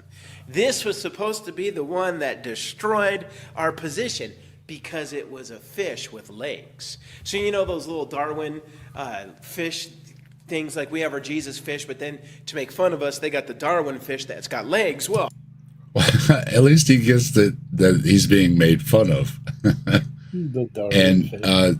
I don't know what the headlines were about destroying creationism, but it was strong evidence not only for the evolutionary theory, but the predictions that could be made through it, that they predicted this fossil would exist in a certain layer if it was a transition from marine to land animals. You have to have one right about this time and in this place, and it should look kind of like this. And that's exactly what they found. And then they found some earlier footprints, and it just shattered everything. It did not. Yeah. Oh, no. There's no reason why there couldn't have been multiple. More than one. Yeah. Well, because times. Well, they always seem to have that argument too, right? The creationists always, there was one cell and then it became a worm. You know what I mean? They always leave out all those many, many steps in between. Yep. They found a four-legged fish, and they dated it at 383 million years old, which they said would place it before the first tetrapod. That's the first four-legged animals.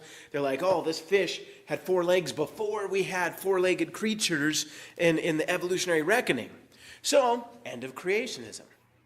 But the hype was not to last, because within 6 years of that 2004 discovery, footprints were discovered in Poland that dated 10 million years earlier on their reckoning than the Tiktaalik, right?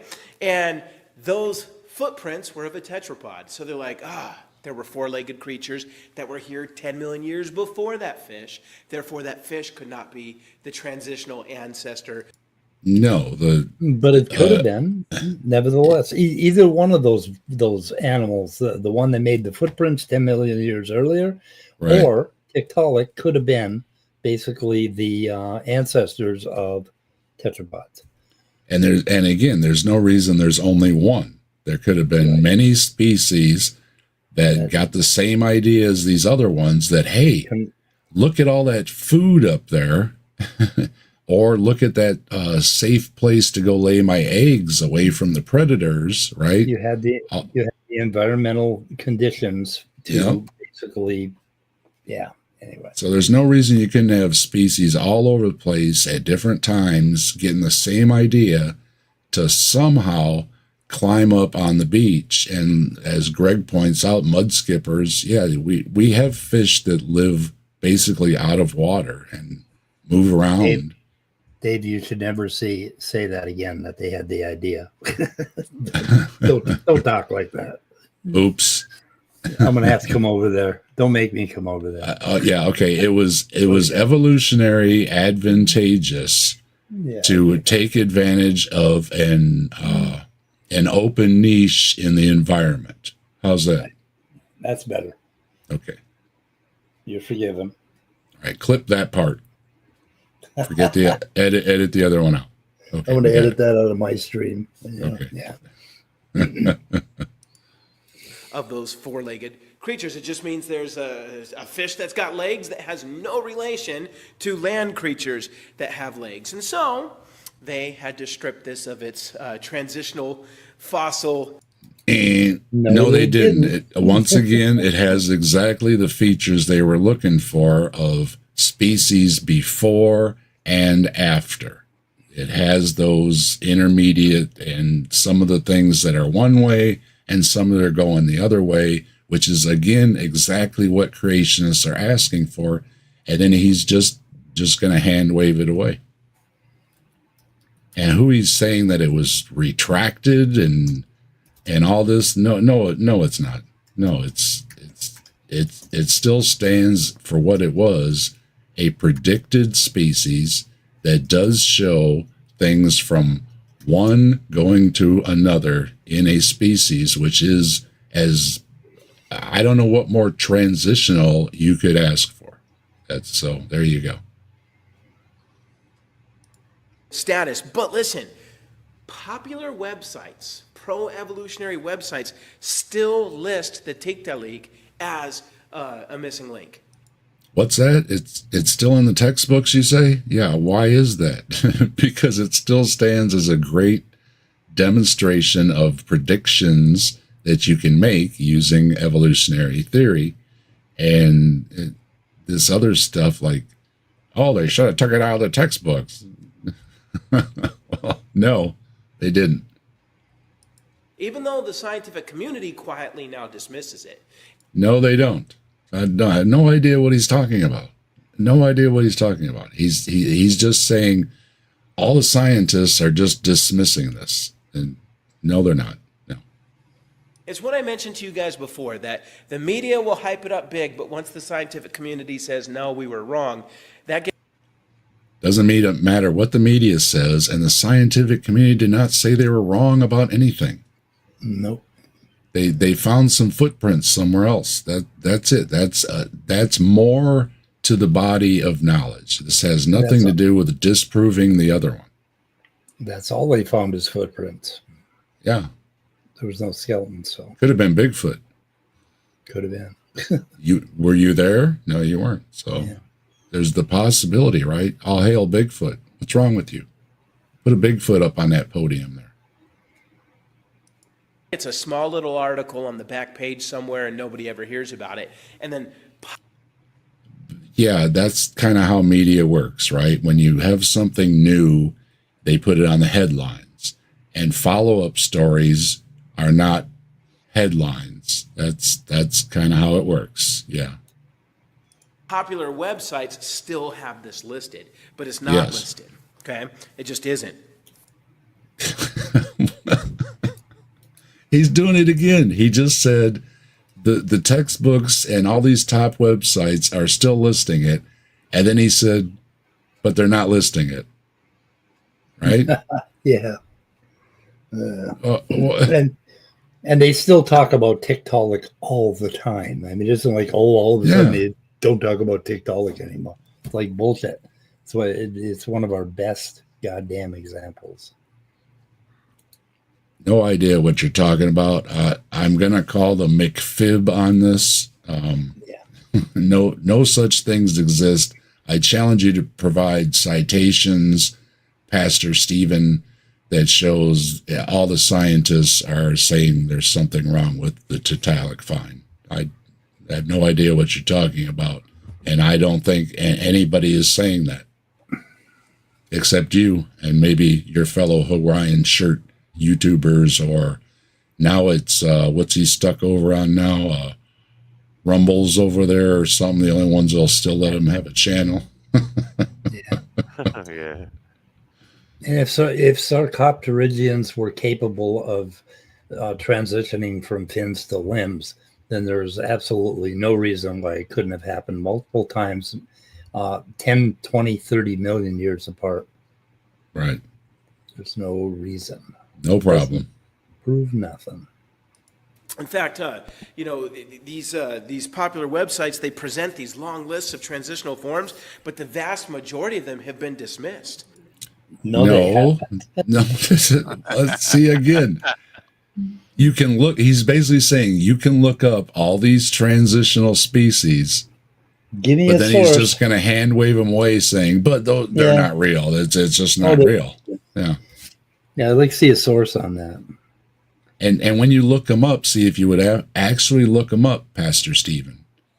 It shows you why they're a transitional species, because of certain features in them that, again, are found in a species prior and are found in a species post that are somehow in between, which is exactly what you're asking for.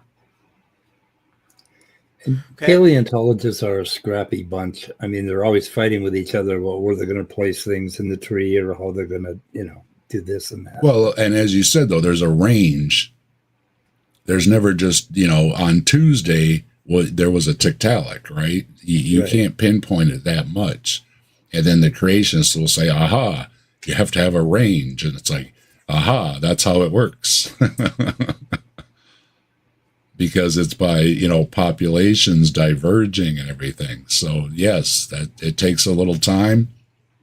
And the arguments, again, with whether it's fast or slow, whether it's punctuated equilibrium or stasis, it doesn't matter. It's just, again, as Mike pointed out, it's the environment and what niche. And if you're good in your niche and you're happy in your niche, you're not going to change a lot. If you have pressures like food or somebody's eating all your eggs, then you got a pressure to go somewhere else. Yeah. It's also a genetic predisposition to make those changes. That's always very important. It's always there. It's the whole, neutral evolution, basically. There's all of these mechanisms that are just ready to pop, and they will pop in multiple lines and multiple branches. And we found out they were talking, the reason that people have survived things like the plague that ravaged Europe and everything is because of things that have happened in our genetics. And that's why some people just didn't get it. And that's a good thing, because otherwise everybody might get it and everybody would be gone. So these random things that evolution's always trying, as creationists will point out, well, yeah, it does this, but that's just, it's not doing anything, right? Well, it does something on the day where somebody sneezes on you. That's the day that it does something. Scott's going wild with the emojis. Wild emojis. Awesome. Love the emojis. Might as well do something with them. Yep. That's right. We have emojis now, and I've been overjoyed to get emojis. I've been long looking forward to getting emojis. And now that we have the emojis, feel free to spam the chat with the emojis. There's nothing wrong with dropping a bunch of emojis in my chat. And if you'd like to join in on the fun, hit the join button down there. We got a lot of great emojis. And most of the things on there can't even qualify as transitional forms, but the few that people have touted, all without exception, they've been removed. There's Yeah. Jesus I think Christ. transitionals. Yeah, Take a he's look just at horses, whales, or just Yeah. any line. It's just, Yeah, some of the best ones are, like you said, whales and horses. We've got lots of fossils. Again, you're asking for one in the middle. They have more than that. They have multiples transitionals that you can see in between. They are there, and he's just saying, well, they've all It's been messy. removed. And Yeah, it's like, who removed them? this is where he's actually lying. He Yeah, if he's lying out of ignorance or whatever, he's still lying to his we're group. calling the McFib on this. Absolutely. There's no evidence whatsoever that all the transitional species have been removed from the list of transitional species. That's exactly why there's a list of transitional species. And we've got Jasper showing love for the captive desk in the community. Thank you very much, Jasper. Jasper gifted a captive desk membership.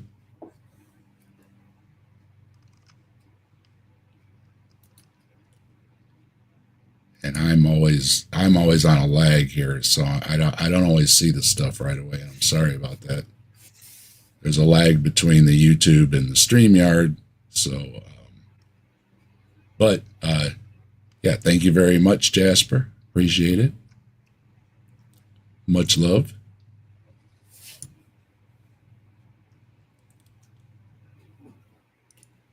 That's the only thing. There's a little delay. But yeah, I do appreciate it. And yeah, we got emojis, and we get a couple more members. There'll be another emoji because every so many members you get another emoji. So if you want to have more emojis, become a member and we'll get even more emojis. And you can have lots of emojis. And along with that, like the other day, I released a video, and members, you got to preview the video first. I put it up for members to see first. So you get other things like that when you're a member. And I do appreciate the support. There's just too many problems with them. There's too many objections with them. So my point is, there's not a single indisputable missing link of any kind. Not one. Yes, Al. So are you going to cover prehistoric man? Yes, we will get there today. Yeah. We just have to hit the fish first. We did the dino birds. Now we're doing the fish, and of course. Yeah, he did the dino birds. And, The dino birds, yeah. I wish you would just, say yes. The birds are dinos. They are dinosaurs. They are birds. They are dinosaurs. Just put it all together, all right? Quit trying to make it so separate and so impossible that just because they have different names, somehow they aren't related, okay? They are related, and it's been shown they're related. And I don't think the Bible says that dinosaurs and birds are not related. I think they may be created on a different day or something, but maybe that was the evolution in between. Theistic evolutionists like to, fill the gap with that. So there you go, Pastor Stephen.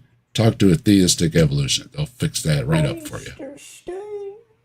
My advice for him is to go out and look at a turkey. I mean, really look at a turkey. And if you don't see a dinosaur, I don't know what you're looking at. Within like 2 minutes, we'll be on man. So you were anticipating where I was going. But there's one more of these sea creatures. There was the massively hyped 2009 discovery of Pugila darwini. And this one was celebrated as the proof that seals and sea lions and walruses all evolved from a land mammal, because we've got this land mammal fossil. I'm pretty sure we already knew that, and I don't really know the details on the specific species, but we pretty much already know. See, that's why they're mammals, okay? And they don't swim like fish. They swim like a person or other mammal would by undulating their back. They don't swish the tail back and forth side to side, right? And they breathe air, and they live birth, and they produce milk and all these things that make them a mammal. And it's like, why is there mammals in the water? And then they found out all these relatives of them that brought them from land back to the water for, again, as Mike said, an environmental pressure. It was safety. It was food, whatever reason. They said, hey, there's some reason to go back into the water. And then they lost slowly their abilities to walk around and moved more to a different style of propulsion in the water than fish do.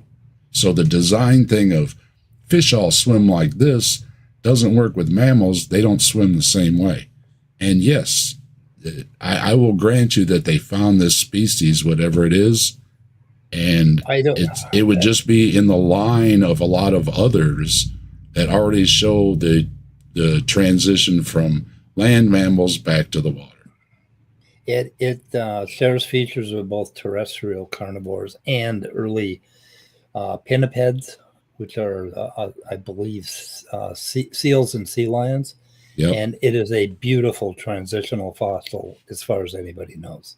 There you go. What is he going to say about it? Oh, it was dismissed. By who? You?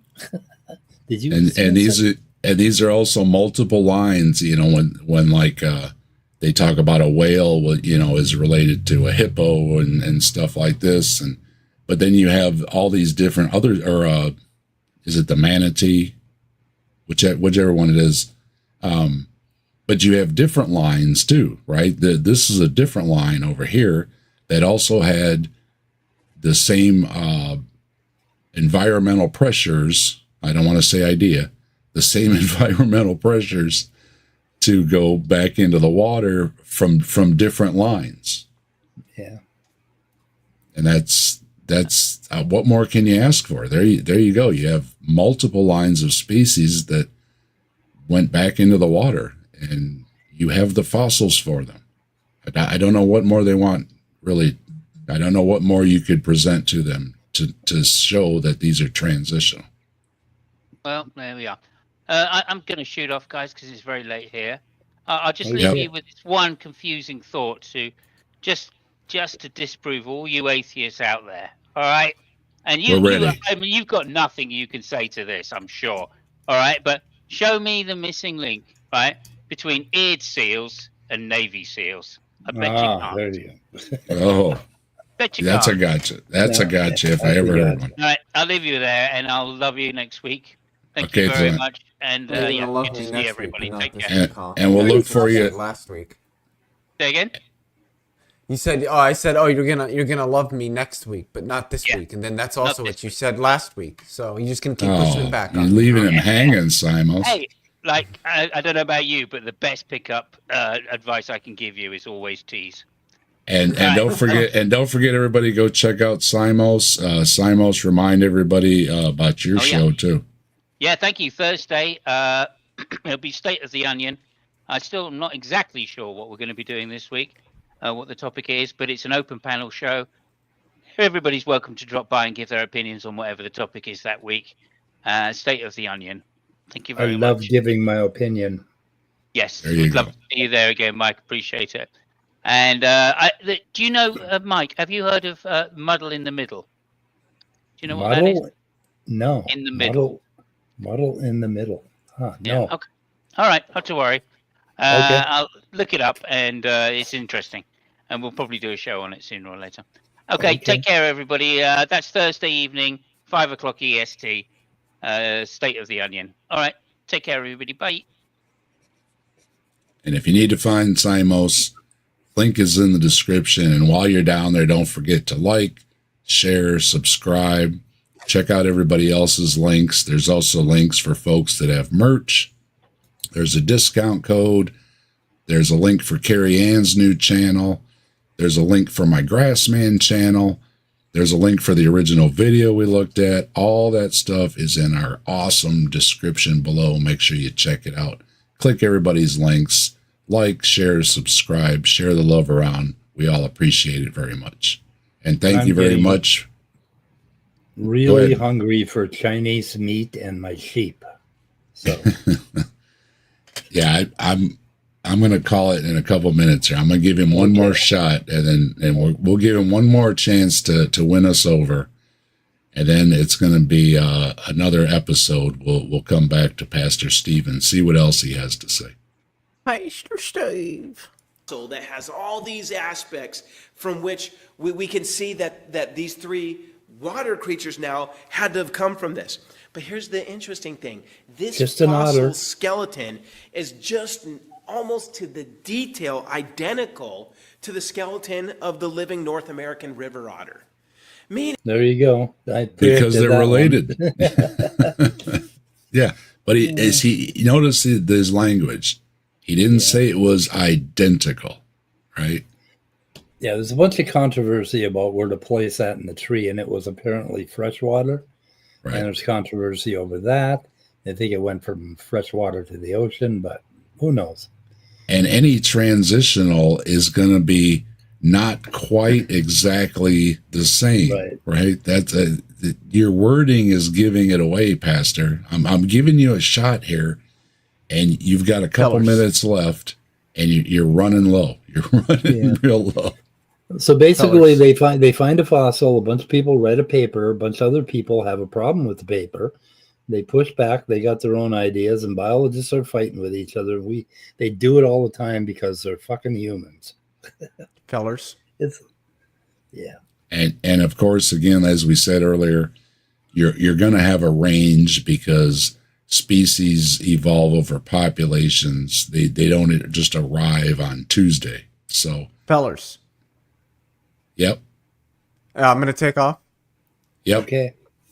Appreciate you stopping by, Leo. Hey, no problem. Thanks for having me. Yeah, these types are always really fun to talk about because they say really stupid shit and it just makes everybody laugh and it's a really good time. Well, so yeah, I appreciate you letting me come on. Come back again when we talk about him again. Oh, for sure. Definitely. All right. I'll let you know, Leo. All right. Sounds good. You guys take it easy. Bye-bye. Leo. I'm going to buzz off too. So we'll see you guys later. All right, well, we're just going to go ahead and wrap it up because everybody's going to drop anyways here. Okay. So we're just we will come back to I sure messed that up. Pastor Stephen another time because we're calling it that it was a big dud on what would we, the mind brain thing. Yeah. Your arguments were terrible, and you cannot demonstrate that this mind exists. Like I think Leo pointed out, what's the address of these things that exist somewhere out there in the ether, other than manifesting it through a toaster? Because otherwise, it just doesn't seem to be there. I'm sorry. And then I wonder. I would love to be like a pollster or somebody outside the church as everybody's leaving and go, did that make you feel more confident about your Christianity? Did that make you feel more confident that evolution is false or that God exists? Atheism or materialism is wrong? Are you going to check this stuff out? Or are you going to look it up on your own? Of course, I'm sure the answer for that would be no. No. But, right. I wonder what this is doing to the state of stupidity everywhere. Well, that's what he's counting on when he's saying that all these things have been removed from the lists, right? He's just putting it in people's minds that oh, it's been all disproven and all these things do not really exist. And that's all he cares about, is just putting that in their mind. And like you said, Scott, are they going to go home and look it up? Probably not. He's just definitely spreading disinformation and misinformation. Absolutely. I'm sorry, guys, but if the lieutenant colonel tells me that's the way it is, then that's the way it is. Because he's a lieutenant colonel, right? Part-time. Reserve. Just in case the other, something happens to the other pastor. I wonder if I'm he's gonna go eat me a Chinese. I'll see you guys. Good night. Okay. Good night, Mike. And Dave, Scott's always a pleasure. And you will often find Mr. Scott Duke joining Mike at Answers in Atheism. Don't forget to subscribe. We want to get Mike up there. I know, what did he pick up tonight? He picked up a handful of subscribers, didn't he? So thank you very much. I know he got at least a few there, so we appreciate that. There we go. We'll get him there. We're going to work on it. We're going to work on it. So spread the word. Subscribe to Answers in Atheism. I just refreshed, and it says 751. There we go. We're on our way. There you go. Awesome. And yeah, everybody's stopping through in the chat tonight. We had so many folks through here, so many folks in the chat. Tried to say hello to everybody. And once again, I want to thank people for dropping super chats, for giving gift memberships. Appreciate it very much. All the folks that are members, make sure to remember to watch for your previews of videos that come out, and always feel free to use as much as emojis as you feel necessary to emote with. And with that, I want to remind you, I'm going to be on with AJ at Ways to Human Wednesday night. That's the 7th at 7 p.m. Eastern. Easy to remember. The 7th at 7. I'm be on with AJ. We're going to be talking some Bible stuff over there, so that should be interesting. Looking forward to it. I'll also be on during the week with the Night Watch, and we've got a couple of interesting videos we might look at during that. The Deconverted Man turned me on to. Thanks a lot, Deconverted Man. And of course, we'll see everybody back here next Saturday. And, you never know when Mike is going to stream during the week, so we're often over there with joining him as well. Always have a good conversation over there. And, yeah, with that, thanks, everybody, and have a good one. Until next time, we'll see you then. Yeah, goodbye, everybody. See you, Dave. See you later, Scott.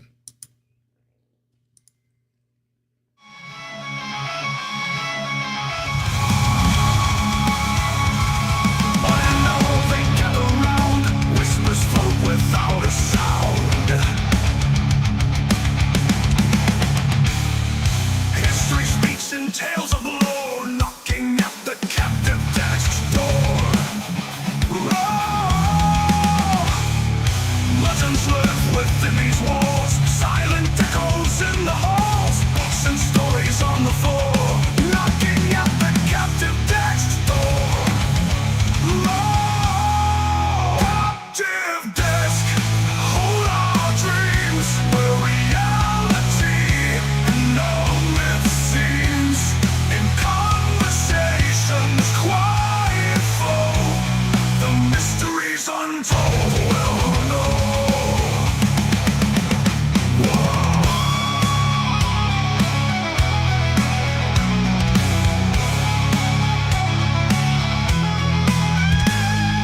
Legends live within these walls, silent echoes in the halls, books and stories on the floor, knocking at the captive text. Nerves are wide, hearts are keen, pages turn to secret scene, ancient maps and hidden lore.